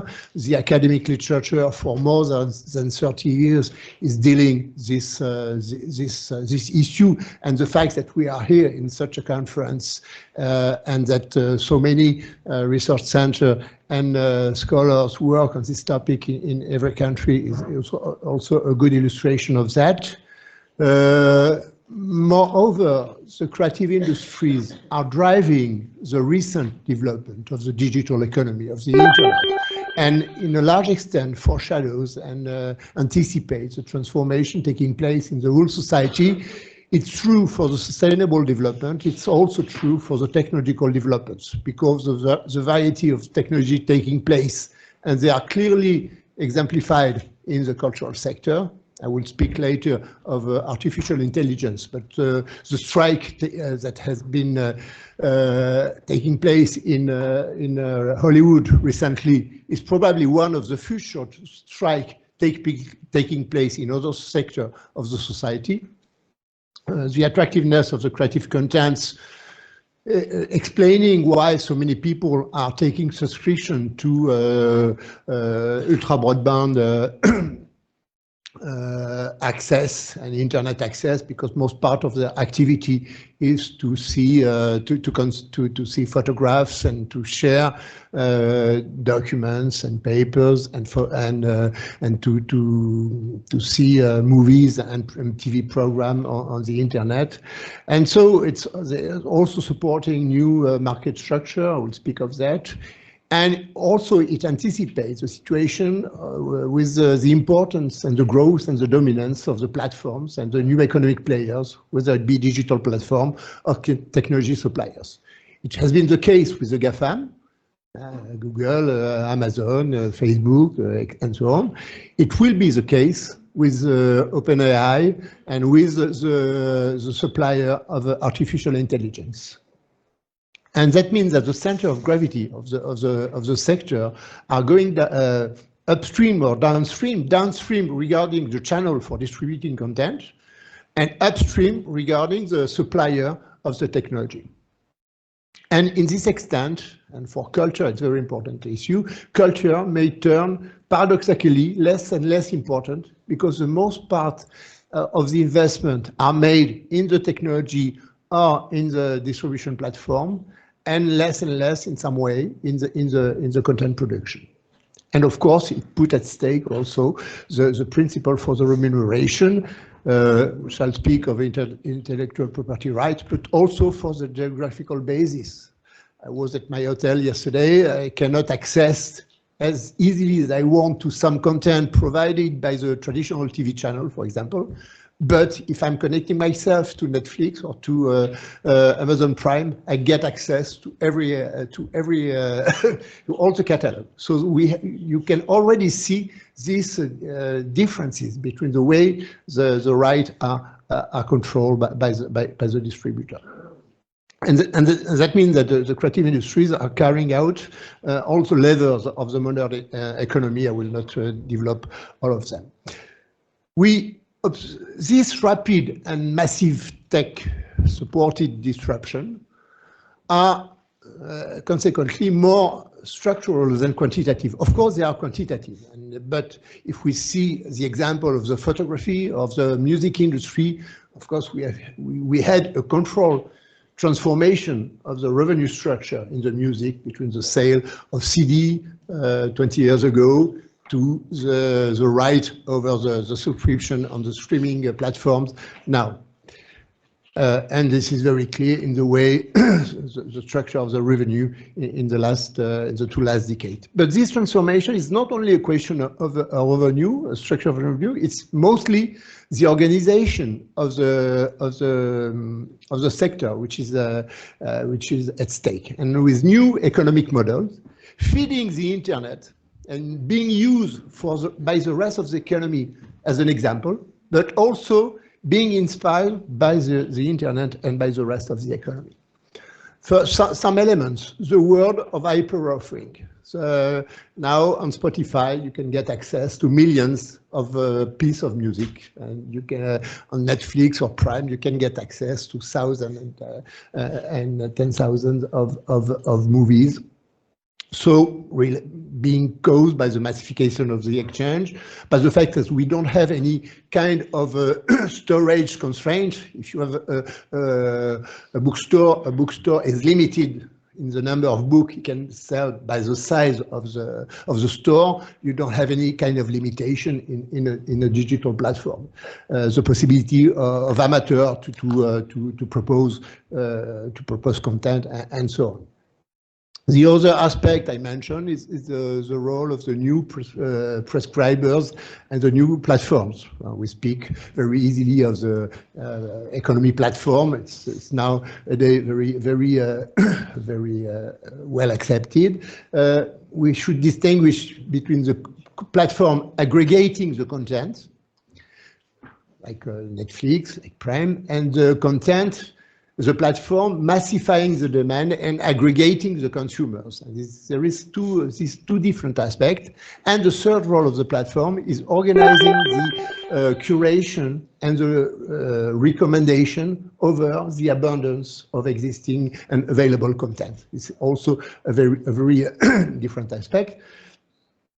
And of course, the last point is, thanks to that, we have a redefinition of the market, thanks to the technology, in terms of information, how to handle information in order to better inform the supplier on the market, in order to organize the recommendation, and in order to better inform the customer and the user. The second aspect of the transformation of the market is the transaction, the way to make transaction. I spoke of subscription to streaming platform instead of just buying a list of books or CD and other things, or paying a ticket for the movie. But also in this transaction, the way to pay for just a piece of content instead of the whole content. Think of the newspaper, for example, where you're not obliged to buy the full printed newspaper, but you can just buy an article or an academic paper, for example. And the last aspect is a way to organize the production of content with a multi-channel perspective, with a large distribution, and so on. And that means that, in a large extent, the competition today is not so much a competition based on the culture, on the content provided, but it's also a competition through the business model. And I think that the example of the music is very interesting from this viewpoint. That means if you think of Spotify and Deezer today, the competition between Spotify and Deezer is not at all a competition through the content they are provided, because more or less they are all proposing the same piece of music, but it's more competition through the ergonomy, the weight, the accessibility, the price, etc. So of course, it's not exactly the same if you look to the audiovisual content, but just that means that we can have a situation where the content is not only the key element for the competition, and and it's also, of course, a huge change. That means that, just giving some example, I spoke of abundance of content, but we have also abundance of platform. We have a proliferation of the business model. If you want to listen to music in Europe, you have more or less 300 stores online proposing music in every way. Another big transformation is the transformation of the value chain. Historically, we have a value chain where each segment were clearly separated to the other one, and the first activity of the new suppliers, Netflix, Amazon, Apple, and so on, they were specifically addressing a specific segment. Apple for the devices, Netflix for the distribution channel, etc. Nowadays, each of these digital actors and platforms are evolving in every segment of the value chain, creating some form of not only vertical integration, but global integration of every segment, every sector, and every territory. And this is a huge problem because there is an imbalanced market size by each segment of the value chain. It's not only that they are competing in the other aspect, it's the fact that, for example, if you look down on the left, on the global market, the content production represents only 2% of the market.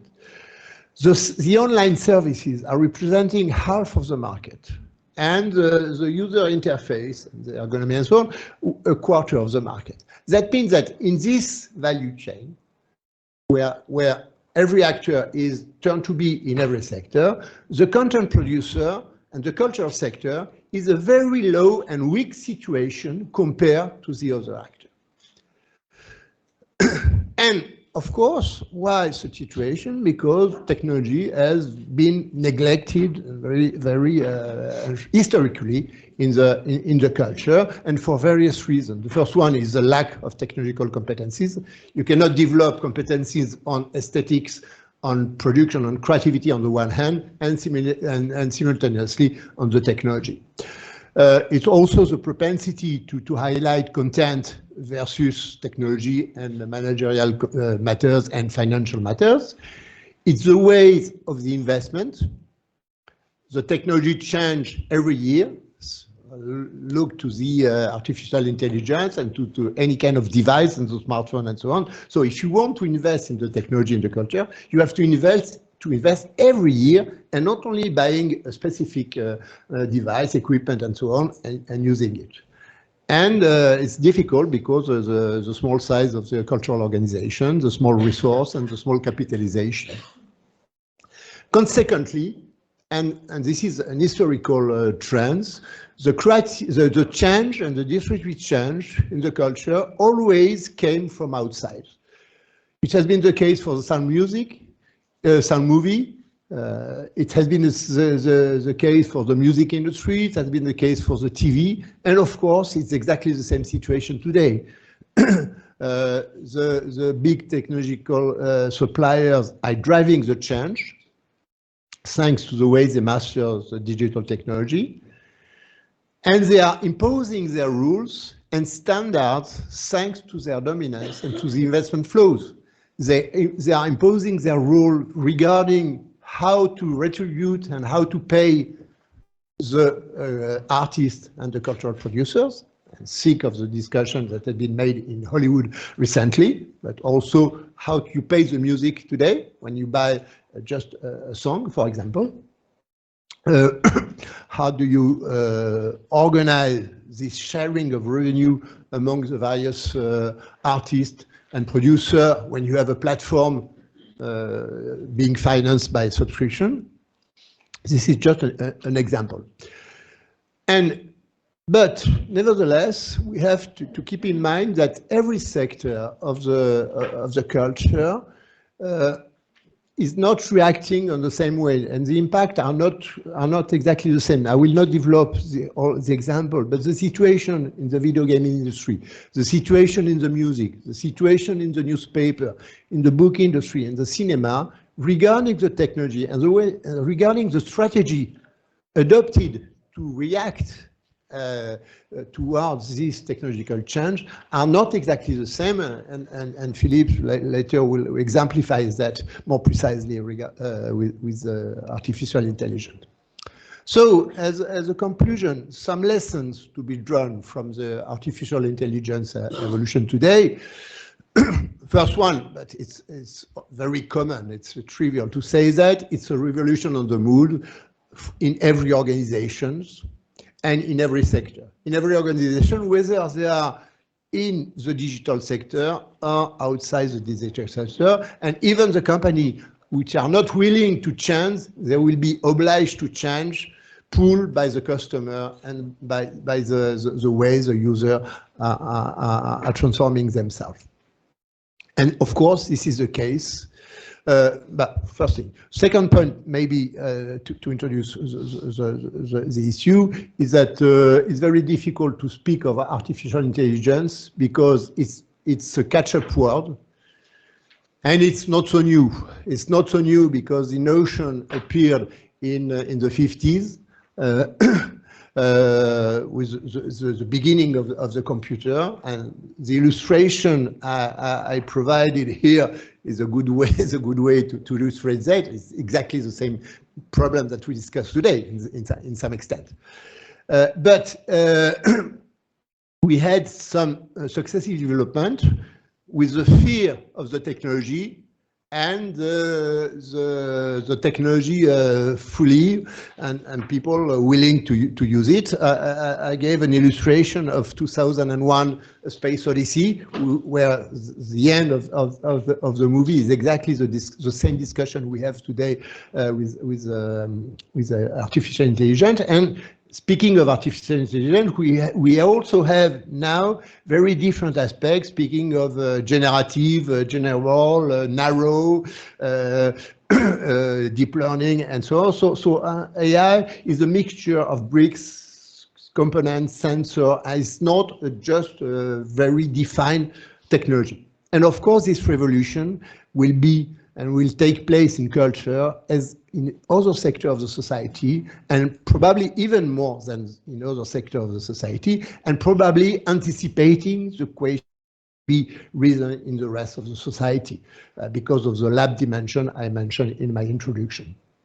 We should say that culture has already been present in the history of artificial intelligence because of the central role of creativity. But of course, there is a shift today because of the development of the connectionist artificial intelligence and because of the deep learning, multiplying the potentialities. It raises specific risk in AI because the risk of what Bender speaks as stochastic parrots. That means that just producing content without accessing actual creativity or real creativity. And also facing difficulty with the acceleration of the technical development of the artificial intelligence. Just think that ChatGPT is just 1 year old in some way, and we have already in 4.0 version of ChatGPT. And of course, it's very difficult in cultural and small organizations to accumulate technical expertise. It's very difficult to invest and to support the huge R&D investment. And so that means that when we speak of AI, of course, the major issue is speaking of generative AI as a major challenge. But it's not the only one to be taken into consideration, because a large range of operations, except creativity, are made possible by AI. to produce knowledge and to process information and data on the consumption. And it's very important because nowadays the technological platforms, Google, Netflix, and so on, are very confidential and don't want to provide the data over the consumption. So one point is, should it be possible to think differently of the data on consumption, thanks to AI and bypassing in some way the platform. It can be also used to automate the management process and therefore to reduce the cost, to support the communication, etc. So all possibility, yes, all possibility, not only restricted to the generative. So it's an all-out revolution and rising regulatory challenge at different levels. The misuse of IPR, the plagiarism status, the impact on income, the impact on the labor market, and so on. So to conclude, there is first thing that we should not consider AI as a black box with a turnkey vision where you just have to push a button in order to get a result, but it's AI is also an interaction where the use, the implementation, the way to use AI is as much important as the algorithm by itself, and this is an aspect which is absent of most part of the viewpoint. Most studies focus on the impact, on the factor influencing the adoption, but not on the way the artists and the producers can adopt and use the technology in order to improve and to change their way of creation. But in the past, we already have such example of the way we can very efficiently use the technology in order to change the creativity. It has been the case with the word processing for the authors. It has been the case with the special effect in the video, of the crowd simulation, of the drum machines in the music, in Photoshop, in graphic, and so on. So it's not only a risk of changing the creation by a machine, it's an opportunity and a resource for the creator and the artist to make new things and to create new things. And the very last point is that, of course, all this change call the public policies to be adapted and to make evolve the rule of the game and the new AI playing field. Firstly, dealing with powerful new actors, platform dominance, and fresh communication competition issues, and this is an issue already addressed by the European Commission. But also considering the fragmentation of legacy cultural sector. When I spoke of the capacity of the platform to have a global integration, that means that the traditional way to consider the culture with a silo of the music, the literature, the heritage, etc., is put at stake in a large extent. And the last point is that of course, this means that public policy should contribute to bring together all the pieces of this fragmentation puzzle with a more global approach, with probably supporting creation-oriented tech infrastructure to be shared by cultural organizations which has not have the means and the resources to develop their own technical resources, supporting the ecosystem and creative cluster, and this is the case, for example, in the video games, and looking for the new way of thinking and measuring the valuation of content. We also can have some relation with the previous paper.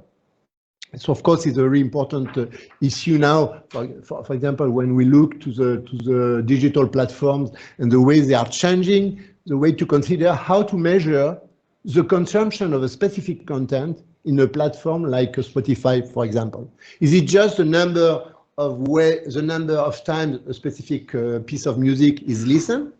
Is the number of people listening to a specific piece of music? So this question of valuation of indicator is not only a question for economists, it's a key question for the way the cultural sector is organizing itself.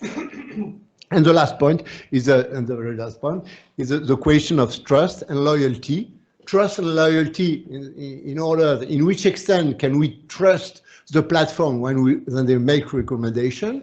In which extent can we trust a specific content when we don't know if it has been created through artificial intelligence or by human beings or by human creators, in which way, etc. So this question of transparency, of being able to identify the origin of the content and the way it has been processed, is also a very central point in which the public regulator have a very important role. Okay, thank you.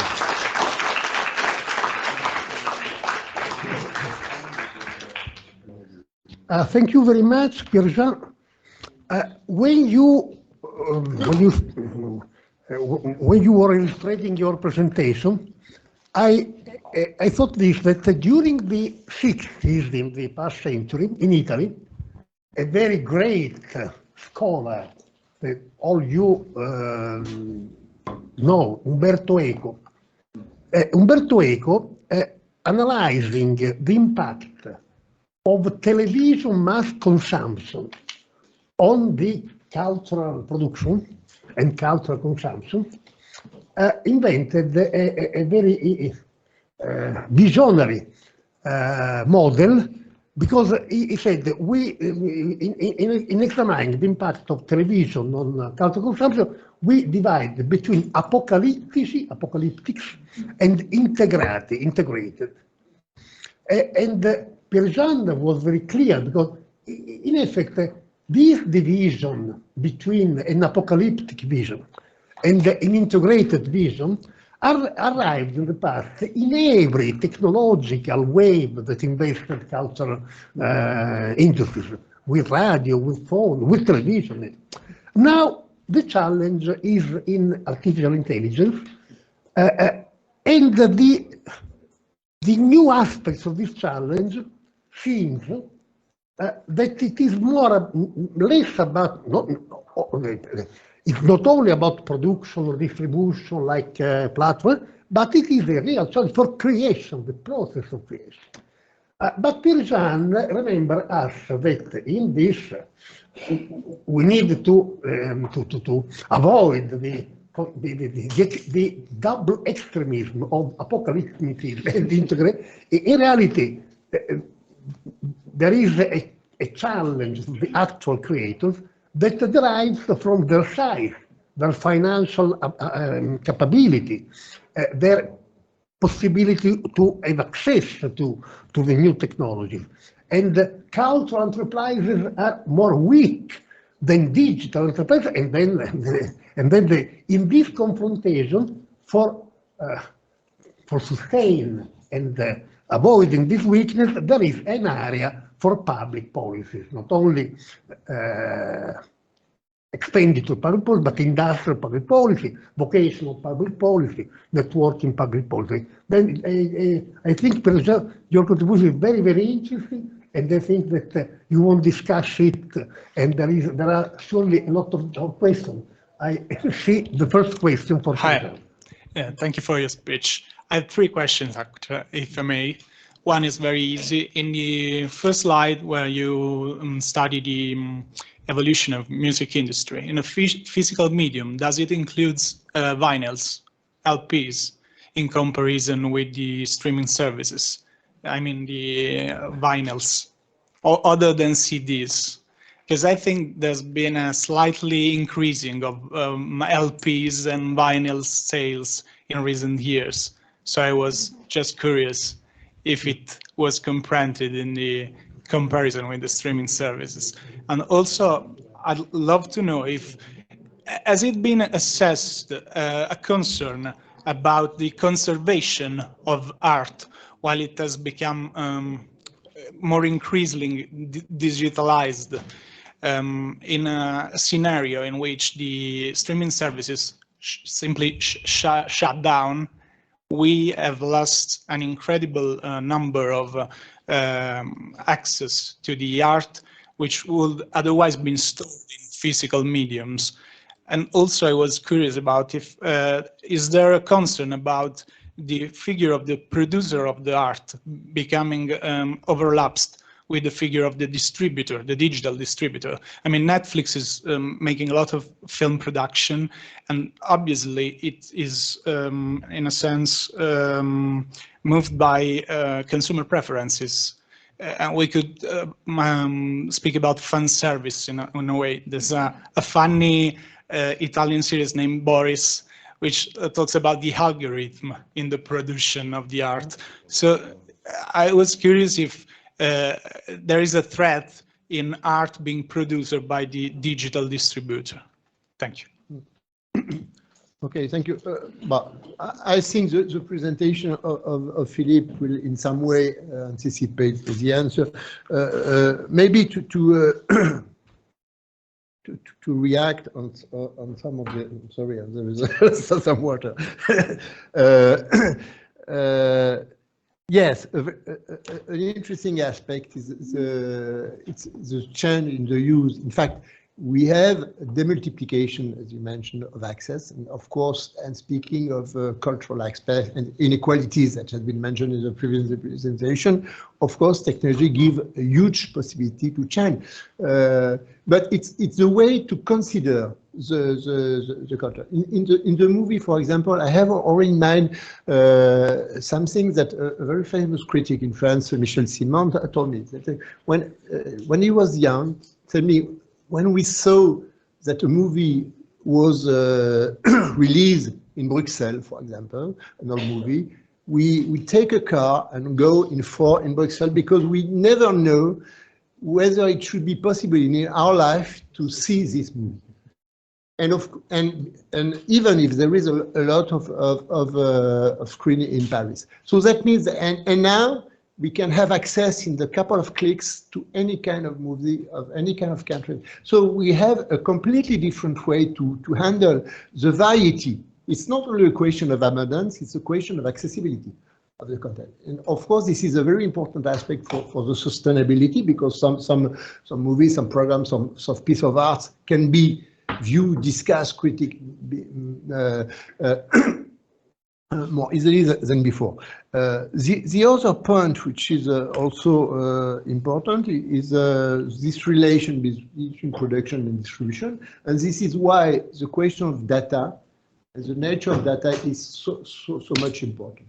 It's important because the distribution constraints means that the way to conceive the content could be made differently. Just not like a single content precisely defined, but it can be divided in small pieces. The example of the newspaper is very clear. You can sell information, or you can distribute piece of information, and not the global article and not the global newspaper. So this is one point. You change the platform, change the way of providing the creation.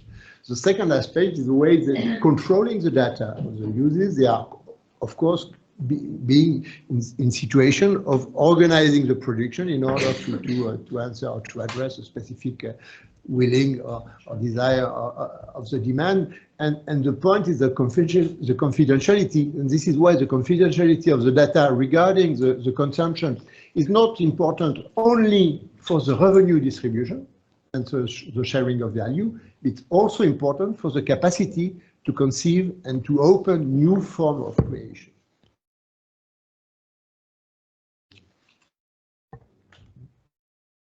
Other questions from Pierre?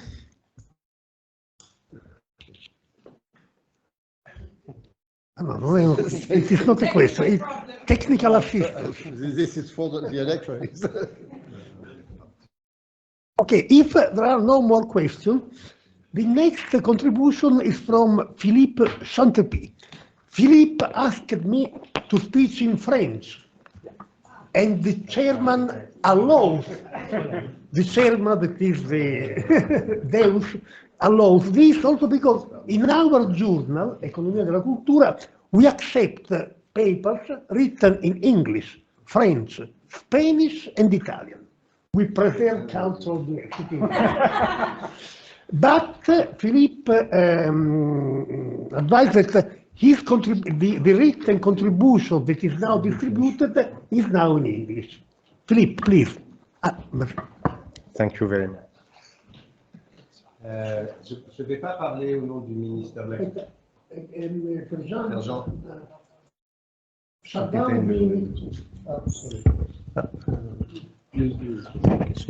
C'est bon?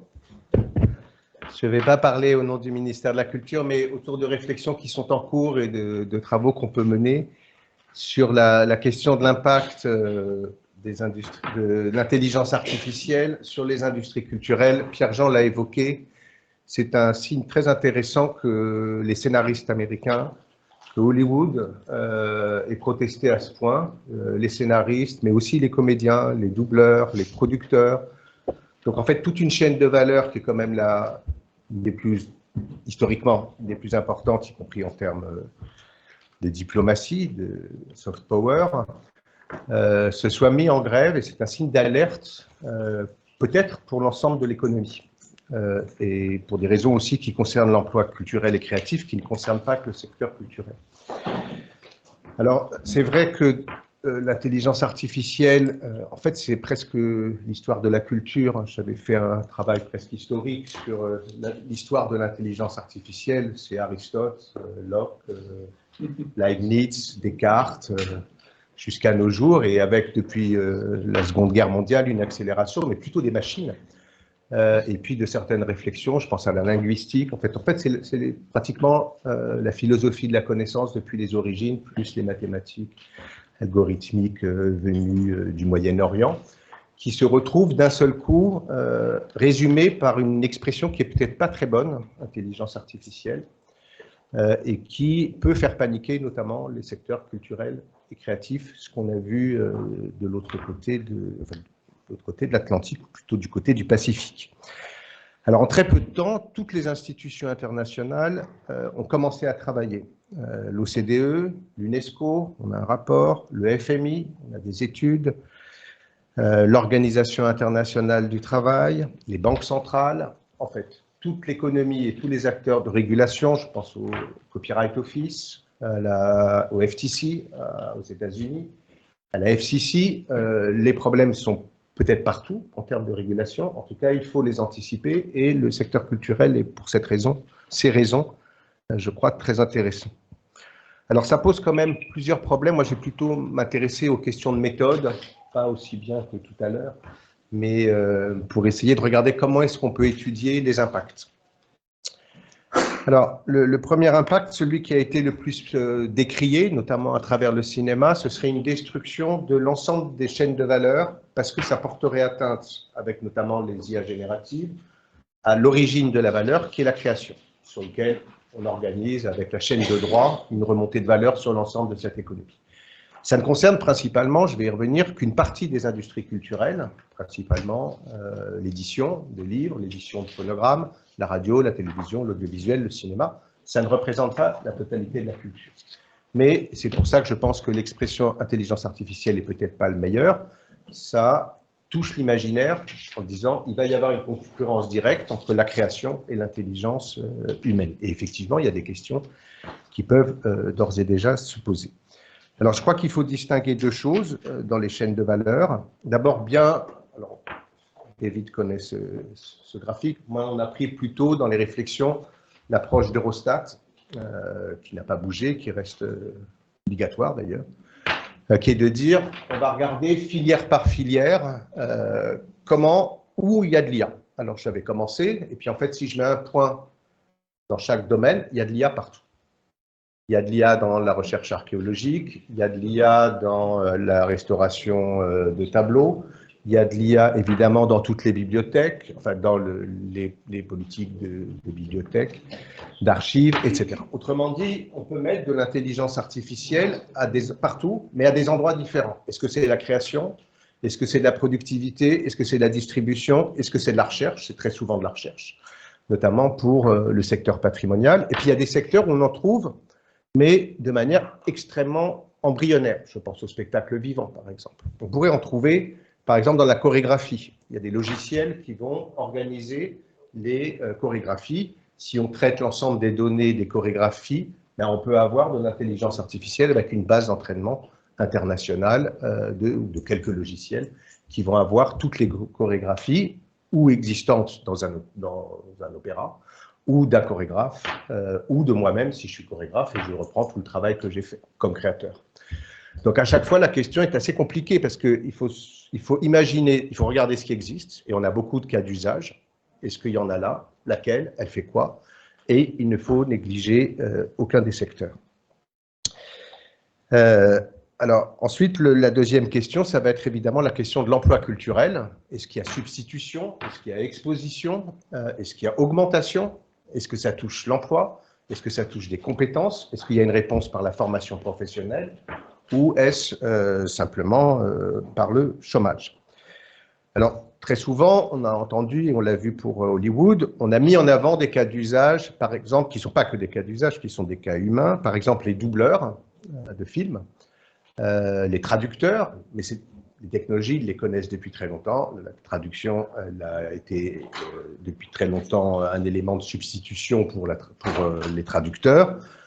L'endroit où ça va se situer aujourd'hui, ça va être, si je prends cette profession la plus affectée, évidemment, ça va être, est-ce qu'un roman d'un prix Nobel est traduit par une intelligence artificielle? La réponse est probablement non, parce que c'est une autre œuvre que de traduire correctement un roman. Mais une grande partie des métiers de traduction, notamment les traductions scientifiques, techniques, etc., vont évidemment être touchés. L'autre approche sur les chaînes de valeur, et qui est qui est à la fois très passionnante, mais compliquée pour instruire le débat, parce que la question c'est est-ce qu'on peut objectiver les impacts? Est-ce qu'on a des éléments d'analyse qui objectivent l'impact? Donc on peut savoir, si on connaît un peu le secteur de la culture, que ça va créer une hyperabondance de création. C'est un régime économique que connaît bien le secteur, d'être en concurrence, que tous les créateurs sont dans une logique d'hyperabondance. Donc ce n'est pas nécessairement gênant. Mais ça dépendra aussi du type de création ou du type d'emploi concerné. Est-ce que c'est un graphiste dans une entreprise de publicité ou est-ce que c'est un créateur individuel dans son atelier ou avec ses ordinateurs?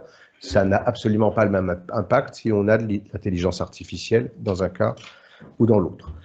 Deuxième ou troisième, deux ou trois éléments qui sont derrière l'intelligence artificielle ou les questions d'impact, c'est le pouvoir de marché. Il y a des acteurs mondiaux, on les connaît, Meta, Google, Microsoft, qui sont archi-dominants dans le secteur et qui sont aussi des distributeurs ou des éléments, comme on l'a montré Pierre-Jean, des acteurs qui peuvent être à d'autres endroits de la chaîne. Et donc là, il y a un vrai problème, et pas seulement le problème des données d'entraînement.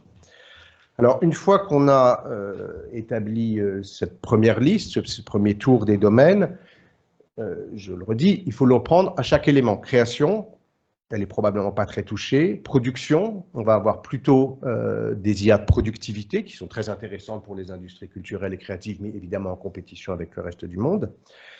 Et surtout, j'y reviendrai à la fin, distribution et diffusion, où on n'a pas nécessairement les mêmes données, on a plutôt les données des diffuseurs, alors que jusque-là, dans les segments, on a les données des créateurs, des producteurs, voire des premiers distributeurs, mais pour les diffuseurs en ligne, ce sont d'autres données. Alors, je vais donner plutôt des exemples avec deux catégories d'industries, donc en insistant sur le fait qu'il faut vraiment distinguer les domaines parce que ça peut n'avoir aucun rapport. Donc, il y a des domaines avec des chaînes de valeur fondées sur des droits, c'est le domaine des industries culturelles, c'est probablement les plus touchés. Et puis, il y a des domaines, je pense aux arts plastiques, je pense au spectacle vivant, où il y a de la valeur, où il y a une chaîne de valeur, mais ce n'est pas associé au droit. Et là, il se trouve que l'intelligence artificielle y joue un rôle moins important pour le moment sur ces chaînes. Alors, je prends trois exemples rapidement, je pense qu'on les perçoit tout de suite. L'enregistrement sonore, il y a un effet structurant potentiel sur la création, parce que je peux avoir une intelligence artificielle qui me remplace comme compositeur. Mais elle ne remplace pas tous les compositeurs. Elle peut remplacer ce qu'on appelait la musac, c'est la musique qu'on va trouver dans les ascenseurs, dans les parkings, dans des salles d'attente, dans des répondeurs téléphoniques. C'est une musique qui existe, c'est une musique qui peut être tout à fait réalisée par des intelligences artificielles. Il n'y a pas de droit de propriété intellectuelle, ça coûte moins cher et ça produit le résultat attendu, c'est-à-dire plutôt de faire attendre et de sécuriser dans les parkings ou dans les grands magasins parce qu'il y a une ambiance qui est plus agréable. Donc la question, ça va être combien de créateurs vont être touchés dans leur propre acte de création. Et ça, quand on commence à interroger des musiciens, on l'a fait un peu dans plusieurs secteurs, ben en fait, tout le monde, parce qu'ils peuvent l'utiliser, mais un tout petit nombre, parce qu'ils vont l'utiliser principalement dans leur système de création. Et par ailleurs, c'est que des enquêtes qualitatives, si on en interroge, beaucoup vont dire, ben moi, je vais plutôt me retourner ou aller vers des compositions, vers des guitares, vers des instruments qui sont à l'autre bout de l'échelle des technologies. Donc, ça n'a pas nécessairement d'impact. En revanche, on va avoir dans chacun des segments, systématiquement, beaucoup d'améliorations de compétitivité pour l'enregistrement, pour les arrangements, pour fabriquer des instruments ou des sons. Au lieu d'avoir un contrebassiste, ben, il sera remplacé. On le fait déjà avec des boîtes à rythme, donc on le fera davantage. Donc, ce sont des effets de productivité qui sont bien connus et qui vont en revanche, évidemment, s'amplifier. On a des nouvelles fonctions, par exemple le scouting d'artistes, qui va utiliser évidemment de l'IA pour trouver ce qui a été écouté dans tel pays, si on veut faire de l'exportation, pourquoi ça a marché, auprès de quel type de public, etc. Mais à nouveau, ce sont plutôt des éléments qui vont accroître la productivité du secteur. Et puis, dernier segment, la distribution physique et la distribution en ligne. La distribution physique, je l'évoquerai avec le livre. La distribution en ligne, elle est déjà placée, non pas sous forme d'IA générative, mais d'algorithmie chez Spotify, chez Deezer, par exemple. C'est essentiel parce qu'ils connaissent, mais ils sont les seuls à connaître leur public. Ils sont les seuls à pouvoir remonter des données d'écoute, de consommation, de temps passé, de satisfaction du public. Ils sont les seuls à regarder si les offres qu'ils peuvent faire, par exemple de playlists, satisfassent leur public ou non, peuvent les changer. Et donc, eux, ils sont en fait les maîtres de la valorisation finale de la chaîne de valeur. Et ils le font avec des données de consommateurs. Et les producteurs, eux, n'ont jamais eu les données de consommateurs. Ils ont les données des titres produits, ils ont les données des magasins dans lesquels ils ont vendu les CD, mais ils ne savent pas si, quand j'ai acheté un CD, il y a longtemps, est-ce que je l'écoutais beaucoup, une fois, est-ce que je le prêtais, etc. Toutes ces informations-là, ils vont les avoir et ils les ont déjà. Ils peuvent jouer sur la diversité et ils peuvent influencer, c'est plutôt ça l'enjeu de diversité culturelle qui est posé. Ils peuvent revenir dans la boucle en disant « moi qui suis l'aval, je sais ce que veut le consommateur et je souhaite que la création aille dans tel et tel sens ». Et c'est plutôt cet enjeu-là qui est un élément qu'on peut craindre. Si je prends le livre, c'est la même chose, avec des intelligences artificielles qui existent mais qui sont beaucoup plus simples, entre guillemets. Elles sont entraînées sur de fortes bases. Vous trouvez des logiciels en Allemagne, par exemple, d'origine allemande, où on va d'abord trier parmi tous les manuscrits qui sont reçus, puisqu'on est dans cette économie d'abondance, d'hyperabondance déjà, tous les manuscrits qui sont mauvais, plutôt intéressants, plutôt il faut les faire lire par un être humain. Donc ça fait un gain de productivité qui est considérable à l'amont même de la création. Ça va être en concurrence avec tout ce qui est déjà autoproduit. Ça fait à peu près 20% de la production en France des livres édités. Donc, c'est pas nécessaire. Et donc, l'intelligence artificielle va déjà être utilisée en termes de qualité, de jugement de qualité et de présélection, ce qui est évidemment un travail très important. Elle est utilisée pour une partie, elle va être utilisée pour les traductions. Elle l'est déjà. Et puis, si je reprends ces exemples de logiciels, qui sont vraiment intéressants à regarder, l'ensemble des ouvrages qui ont été des bases d'entraînement vont pouvoir comparer à quel moment il y a eu le plus d'émotions, à quel moment on a lu plus lentement, plus vite. Il y a des lecteurs qui lisent sur des livres en ligne. À quel moment il y a plus de satisfaction parce que c'est demandé dans une partie des bases d'entraînement. Quel type d'émotion et quel type et on compare un manuscrit avec des milliers de manuscrits qui sont catégorisés de même nature. Donc, est-ce que c'est un roman dramatique? C'est un policier et on va comparer des livres policiers les uns avec les autres.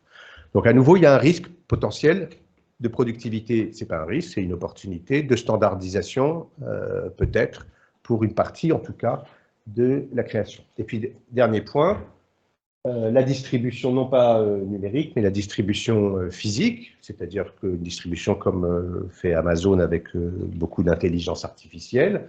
Je peux savoir beaucoup mieux, et c'est le cœur, pardon, c'est le cœur de l'économie de l'édition.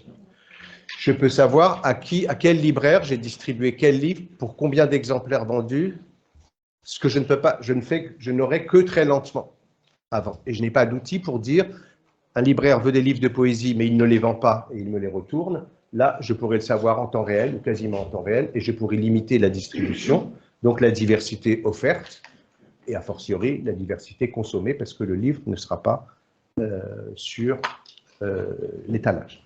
Dernier point, je passe le fil. Les arts visuels, c'est très différent. On peut l'utiliser si on écoute des créateurs plasticiens. C'est très passionnant, l'intelligence artificielle. Mais est-ce que ça l'est plus que le plâtre, le marbre ou un autre outil? Pas nécessairement. C'est un outil supplémentaire pour une partie de la création. Et puis, autre élément quand même important à avoir en tête, je vais y revenir après, beaucoup dans les arts visuels, là c'est les plasticiens, mais beaucoup des graphistes travaillent hors du système des arts. Et donc c'est une activité complémentaire, souvent c'est un revenu complémentaire pour un artiste d'être graphiste, pour une entreprise ou oui, pour des entreprises notamment, et donc ça fait un revenu supplémentaire. Et donc là, il va y avoir une perturbation forte ou une concurrence forte dans le même métier, création plastique, selon le commanditaire de l'œuvre ou de la création. Là aussi où c'est intéressant, c'est qu'on va l'avoir, on a commencé à avoir de l'IA sur la promotion, c'est-à-dire, c'est pas un problème de droit d'auteur, c'est un problème de notoriété attaché à la création. C'est ça qui donne la valeur à l'œuvre, et ensuite les ventes successives des œuvres. Donc plus j'aurai d'IA dans la promotion, dans le marketing, dans les logiques d'intermédiation des œuvres d'art, plus je pourrai fabriquer des notoriétés d'artistes ou d'œuvres, qu'elles soient créées par intelligence ou qu'elles ne le soient pas. Donc la chaîne de valeur est quand même impactée, mais à la fin de la chaîne. Donc je m'arrête là pour les chaînes de valeur, mais ça montre, dès qu'on est un petit peu dans une analyse détaillée, que la culture n'est pas un ensemble global, qu'elle doit être analysée complètement dans le détail, IA par IA, et pas une IA générative globale. Voici quelques hypothèses sur lesquelles je ne vais pas m'attarder. Je passe à la question de l'emploi, qui est le deuxième enjeu, puisque c'est celui qui avait été notamment mis en lumière à l'occasion des grèves à Hollywood. Alors, j'insiste sur peut-être, d'abord sur cette distinction que j'ai un peu laissée en filigrane jusque-là. Beaucoup du débat culturel qui s'est installé, y compris à la Commission européenne, parce qu'il y a une réglementation en cours, aux États-Unis aussi, s'est focalisé sur les industries culturelles, mais pas encore beaucoup sur l'emploi culturel. On est beaucoup sur des questions juridiques. Or, probablement, l'impact immédiat va être celui de l'emploi.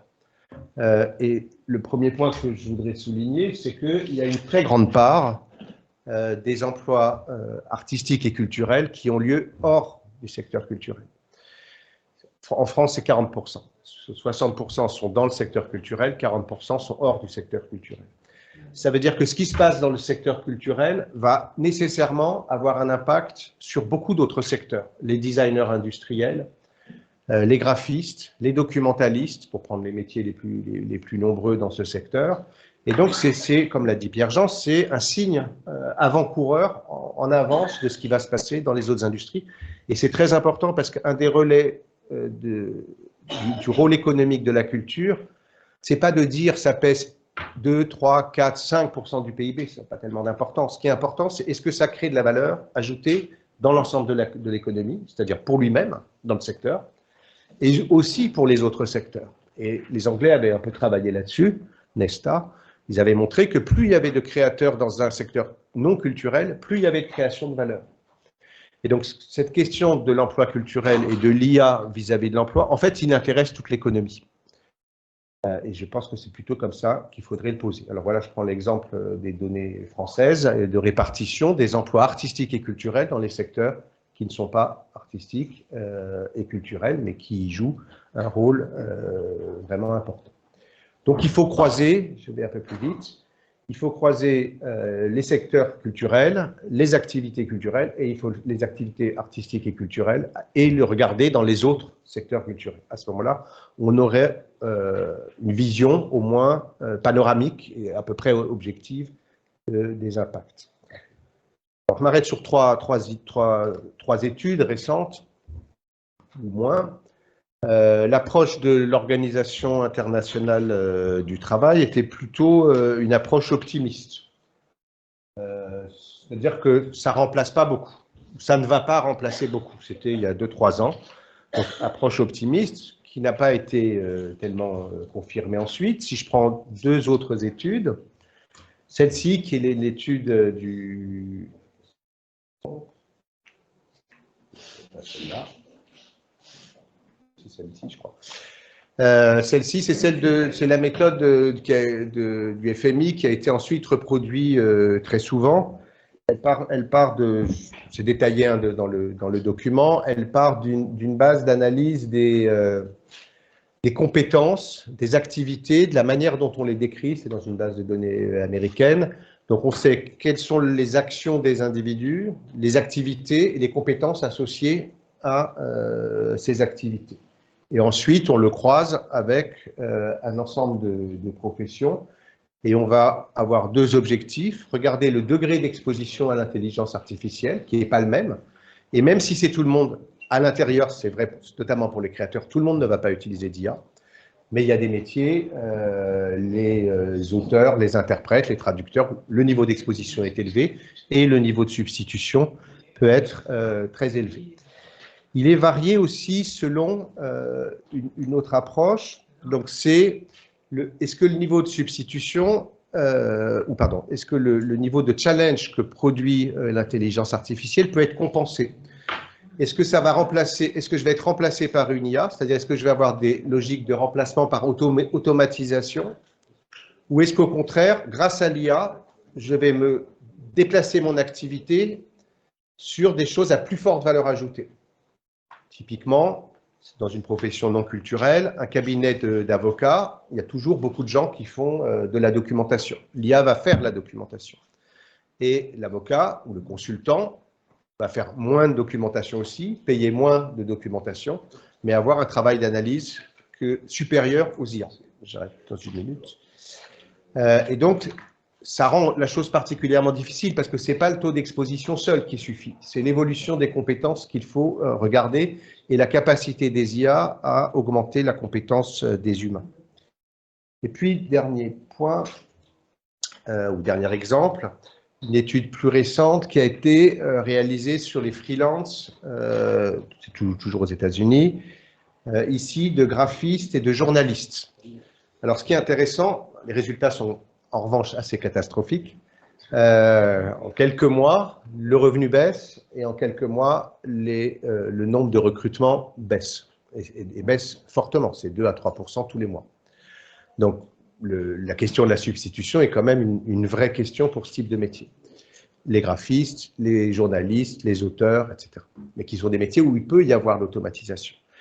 Mais si on injecte une autre hypothèse, ou en tout cas une autre condition. Si on est là, on est dans une logique de freelance. On n'est pas dans une logique statutaire. Ce ne sont pas des fonctionnaires, ce ne sont pas des bibliothécaires. Le plus souvent, ils sont fonctionnaires, territoriaux, etc. Donc, on ne va pas remplacer immédiatement. On va pousser les gens à faire évoluer leur métier de bibliothécaire en utilisant de l'IA. Si je suis dans une grande entreprise de communication, on en a pu en interroger, ils vont moins prendre de freelancers. Ils vont plutôt augmenter les compétences des gens qui sont chez eux. Donc, ça risque plutôt de polariser entre ceux qui sont plutôt pas très compétents, qui étaient un peu freelance et qui avaient un peu des revenus supplémentaires, et puis des insiders qui vont être beaucoup plus formés, et ce sont des formations difficiles, et beaucoup plus intégrés. Donc, ça ne fait pas nécessairement un effet aussi brutal que celui qui est montré ici. Alors, comme j'ai que 2 minutes, je termine juste avec quelques hypothèses de réflexion supplémentaires. Et surtout, j'invite à ce qu'il y ait beaucoup plus d'études, et pas seulement américaines, sur les effets de l'IA, et en regardant bien les statuts, les situations précises, Et malheureusement, on manque de données quantitatives encore assez longues pour mesurer l'effet. Je vous remercie.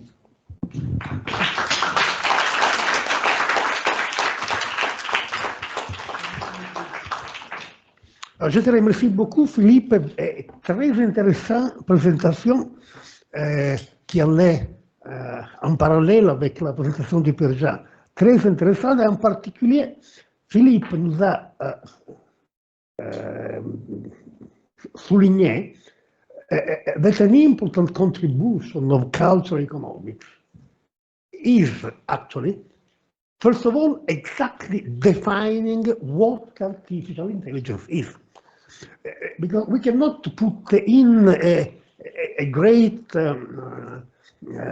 box named artificial intelligence all the technological innovation of the last 30 years and a lot of technological innovation that already arrives, like Philippe showed us in archaeology or in archives and bibliotheques and the libraries and so on.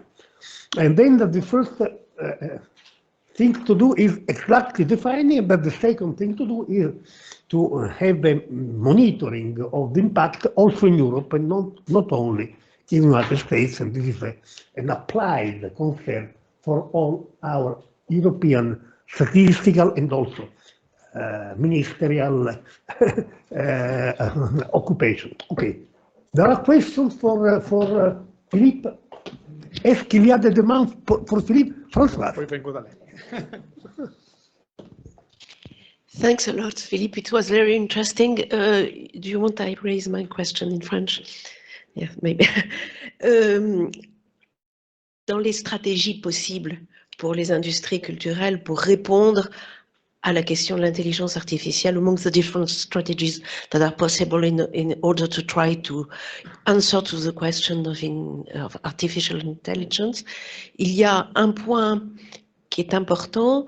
Certaines entreprises envisagent de créer leur propre intelligence artificielle. For example, Getty is making a trial to DeepMind or another platform of intelligence artificial, and has decided to create its own artificial intelligence. And do you think it's a strategy that is possible, that can be conducted, or that the logic of giants with much money and with big investors behind, like Microsoft, that is behind ChatGPT, for example, is in force in this field? Thank you. Sorry to... Yes. Je comprends, mais je parle pas. Oui, c'est une bonne stratégie parce que ça d'abord parce que c'était la propriété de Getty, les photos, et elle les protège parce que c'est son actif. Donc ça, c'est plutôt normal. Et ça a de la valeur parce que maintenant, elle peut faire payer. Enfin, Getty peut faire payer mieux parce que... Mais ça fait un phénomène qui va avec. C'est un phénomène fermé, c'est un droit exclusif, mais Gaumont, Paramount, tout le monde peut faire ça, en fait, et en faisant ses propres IA. J'ai rencontré beaucoup de créateurs qui ont leur propre IA. Donc, ils ont fait plein de compositions où Pierre-Jean a écrit beaucoup plus que moi. Il peut faire une IA de tout ce qu'il a écrit et il aura un article parfait à juste relire demain. Donc, on peut faire ça. C'est identifiant, c'est moi, Pierre-Jean ou toi, ou quiconque. Ça travaille sur mes propres données, c'est propriétaire, c'est reconnaissable. Mais à ce moment-là, c'est une stratégie économique d'individualisation par l'IA qui est tout à fait compréhensible dans un secteur comme la culture. Donc ça, c'est une vraie position. Ça pose des questions aussi pour l'économie publique. Par exemple, la Bibliothèque nationale de France, mais la British Library ou tout autre, peut se dire, je vais faire ma propre IA. Ou alors, parce que la loi l'impose, je vais la donner à Google ou à Facebook ou à Meta, parce que c'est une donnée publique et qu'on en a besoin. Donc, on va avoir des questions qu'on avait dans les industries numériques. Est-ce que c'est en open source? Est-ce que c'est pas en open source? est-ce que je peux gagner de l'argent quand je l'ai donné? Est-ce que je peux en récupérer? Sous quelle forme, de licence, etc. Et ça, c'est pas du tout déterminé. C'est pour ça que pour le moment, je crois que le combat juridique est très fort. Parce que derrière, il y a une incertitude des modèles économiques.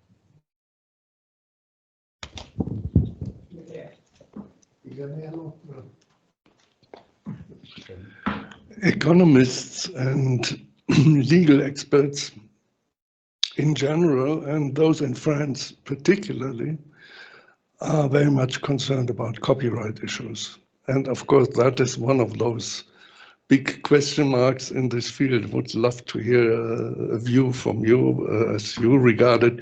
I must add, our own research has proven that despite all the political bohai, only about 3 to 5% of the artistic workforce actually lives from real copyright.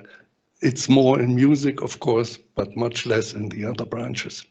If they don't get paid for their work, copyright won't help them a lot. But okay, that's another story. I have a suggestion. Maybe we look at other big changes in the work life of artistic creators.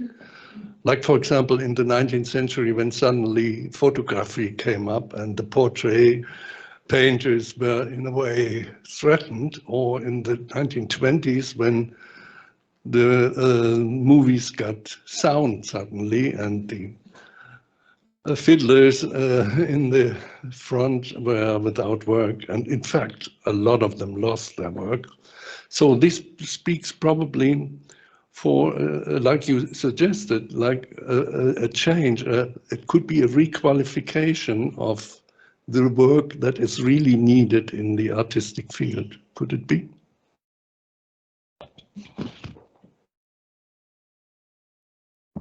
Si j'ai bien compris, la question qui est posée, c'est qu'à chaque, en tout cas là, et je pense à d'autres moments techniques, il y a très souvent quand même un moment de peur, de panique parfois, et en tout cas en France c'est assez vif, mais aux États-Unis aussi, où on se regroupe sur l'élément central qui est le droit, copyright.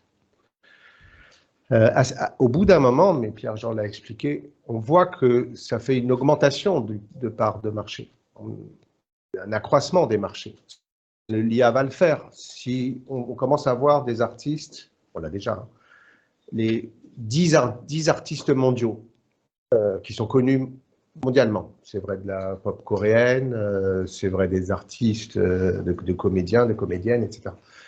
Donc l'IA va pouvoir fabriquer ça avec la traduction, avec les images, etc., avec des décors qui vont produire ça. Ce sont des parts de marché supplémentaires pour ces artistes. Et puis, on va avoir des modes d'exploitation nouveaux. Si on a des IA dans ces téléphones, voilà, ça commence, hein, des IA personnelles, de ce qu'on a écouté, de ce qu'on a aimé, des endroits où on a été, du type de cuisine qu'on aime, ben, on crée de la valeur. Donc, on est dans ce moment qui est un peu compliqué de concurrence, mais on n'a pas, et l'étude, ce que j'ai montré ne le montre pas, parce que je n'ai pas les éléments. Il n'y a pas d'études qui peuvent dire quelles sont les augmentations de taille de marché que ces innovations vont produire, parce qu'on n'a pas les modèles économiques non plus. Donc, pour le moment, on est plutôt dans cette phase de peur, je suis d'accord avec Andreas.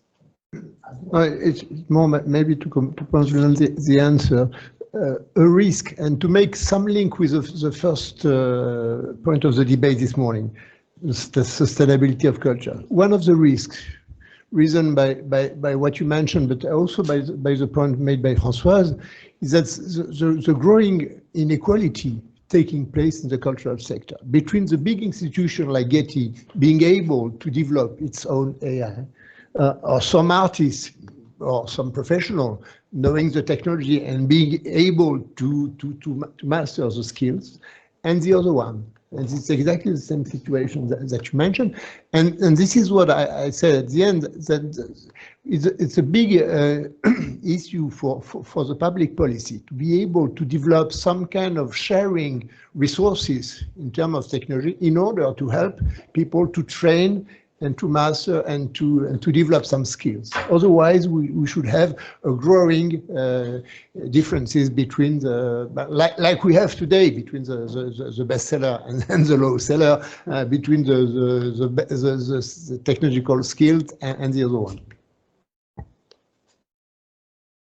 Okay, if there are no more questions, we are going now to make a trip.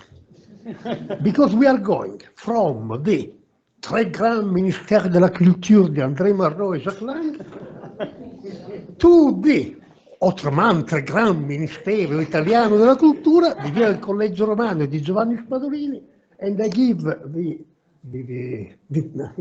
in this trip we arrive to Erminia Sacchitano del Ministero Italiano della Cultura. And so my role will be to bring you even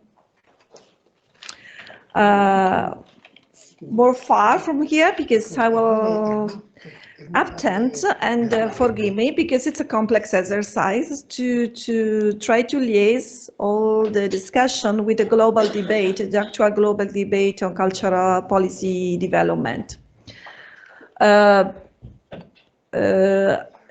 First of all, well, thanks to Professor Rosby, because the fact that he has outlined the very long path that has brought finally a reflection on the role of culture in sustainable development. It wasn't an easy task at all. It was hard, and it thanks to a massive mobilization that this happened, and also the role of UNESCO and many cultural economists. I want also to mention also Walter Santagata here as one of the key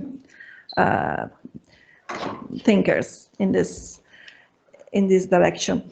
And I've heard music for my ears, because I'm a policymaker, and I've always been struggling to progress towards evidence-based policy making, and the more things change fast, the more complicated it is to find those evidences. So while the studies and the research today for me were really, really important. So at global level, at what point we are on the discussion on SDGs, role of culture on SDGs.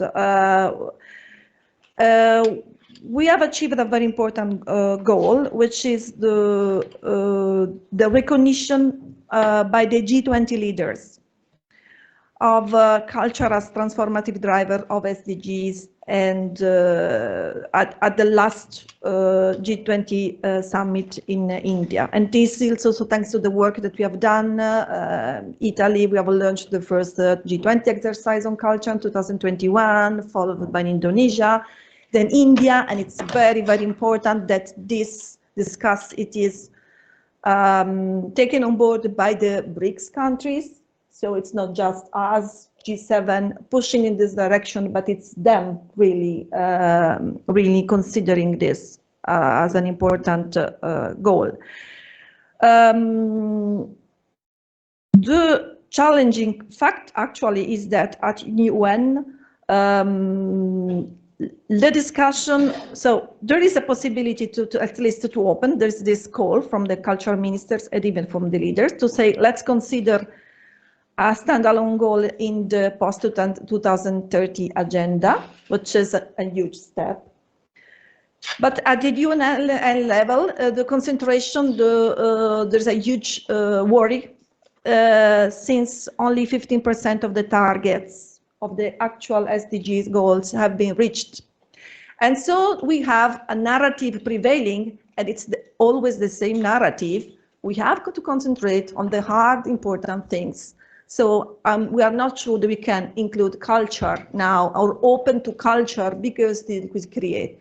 Again, how many times we have heard this story, and how long we should be committed to repeating that maybe we are not reaching the goals because we are forgetting culture, cultural role as enabler and driver. Again, okay, but this fight will go on. So there is again an important mobilization, and as one missing important element is the lack of evidences. Actually, the UNESCO Institute for Statistics is only monitoring the indicator 11.4.1, which is the indicator on expenditure on cultural and natural heritage. So it's very weak to support this, but that's why it's crucial to progress and to advance on. Yeah, and then only a few countries. We're trying at least to have data at EU level. We have a bit more information, but again, it is challenging, and it will be crucial to have some data. Well, UNESCO is working hard. ECOMOS is working hard, but we will need now to harvest what we have to support the fight. Another important development happening in these days, crossing fingers, as it was stressed by Professor Trosby, how much it's important to follow the line of environmental policy and climate policy, is the possibility, we're close to it, to have for the first joint declaration on the role of culture on climate action at the next COP28 in Dubai. We're working on it. This will be a major step because we will highlight the importance of culture as a resource for climate action, not just as impacted by climate action, but as a resource. Really, again, highlighting the role of culture as enabling factor and transformative driver. That's an important, very important step. Quality of life. That's a very important step and element to be added, because this is again is missing in the discussion. We don't have yet the data and the indicators to be used for advocacy, at least. Finally, I'm fully convinced that this discussion on artificial intelligence it's a turning point, and can also help us to continue this pressure. And this is why Italy will include the topic of artificial intelligence in the discussion taking place next year on culture in the framework of the G7 presidency. So France is on board. We count on you and all this huge work. Yes, of course. So I'm so happy for that, because yeah, we'll see, because we know that, of course, the big pillar of copyright, intellectual property right, when you have on board G7 European countries plus US plus UK, it's challenging. That's okay. We'll try to take this into account. But I'm also thinking that all this that it's important to highlight the role of culture again as enabler. And I was thinking of the role of culture as between technology and human beings. And again, reading Umberto Eco, which is always the perfect fundamental pillar where you have to start. And in one of his interviews a few years ago, he was highlighting that for instance, for some technological developments where human beings lose the capacity to use immediately a tool because it's not an expansion of the body, for instance. No, you need culture to communicate and explain human beings how to use that technology. I come from a generation where we were using a radio, no? So each of us who sees a box and sees a round thing knows that if you turn this round object, the volume is louder, no? I'm not sure. I'm happy to see a younger generation saying that you understand that, because I think that now you use all the same interface. We use keyboards and we use with screens. But this is the role of design. This is the role of architecture. So culture is the enabler. And the reflection on generative AI are quite important, because we are not now talking of just being the mediator. We are talking about an impact of generative AI, which impacts the role of people, of human beings, in value and knowledge creation. So it means that, well, I will make it a bit more hierarchical, a bit more stronger concerning the risks. So the more technology is disruptive, the more it expands the possibilities of human beings, the more we need culture to mediate those possibilities. And I think that this should be highlighted strongly. It's not just a matter, it's a matter of course, economy, survival, sustainability, but I think now it's a matter of survival of us as human species. So it's even more important to stress those elements, especially at global level, and to make it understood by the wider public.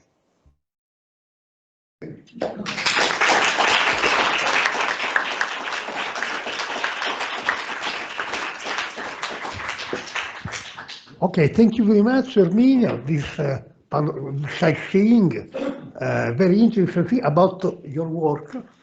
But if we will understand, it is increasing and increasing. You will need an AI to substitute you. I hope so. Okay, there are any questions for Erminia? I think, Caterina. I would like to know, since you mentioned COP28, so the situation is not looking the best right now for the COP28.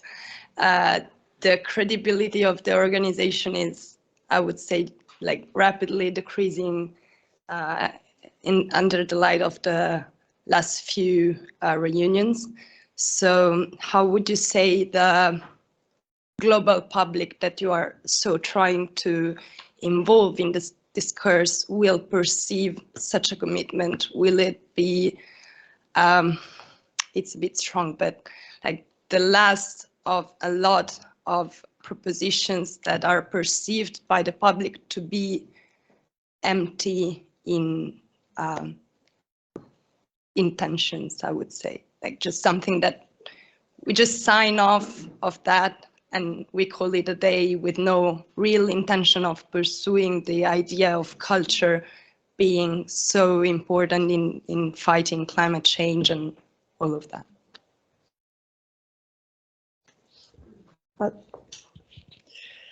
That's one of the roles of culture is to give human beings the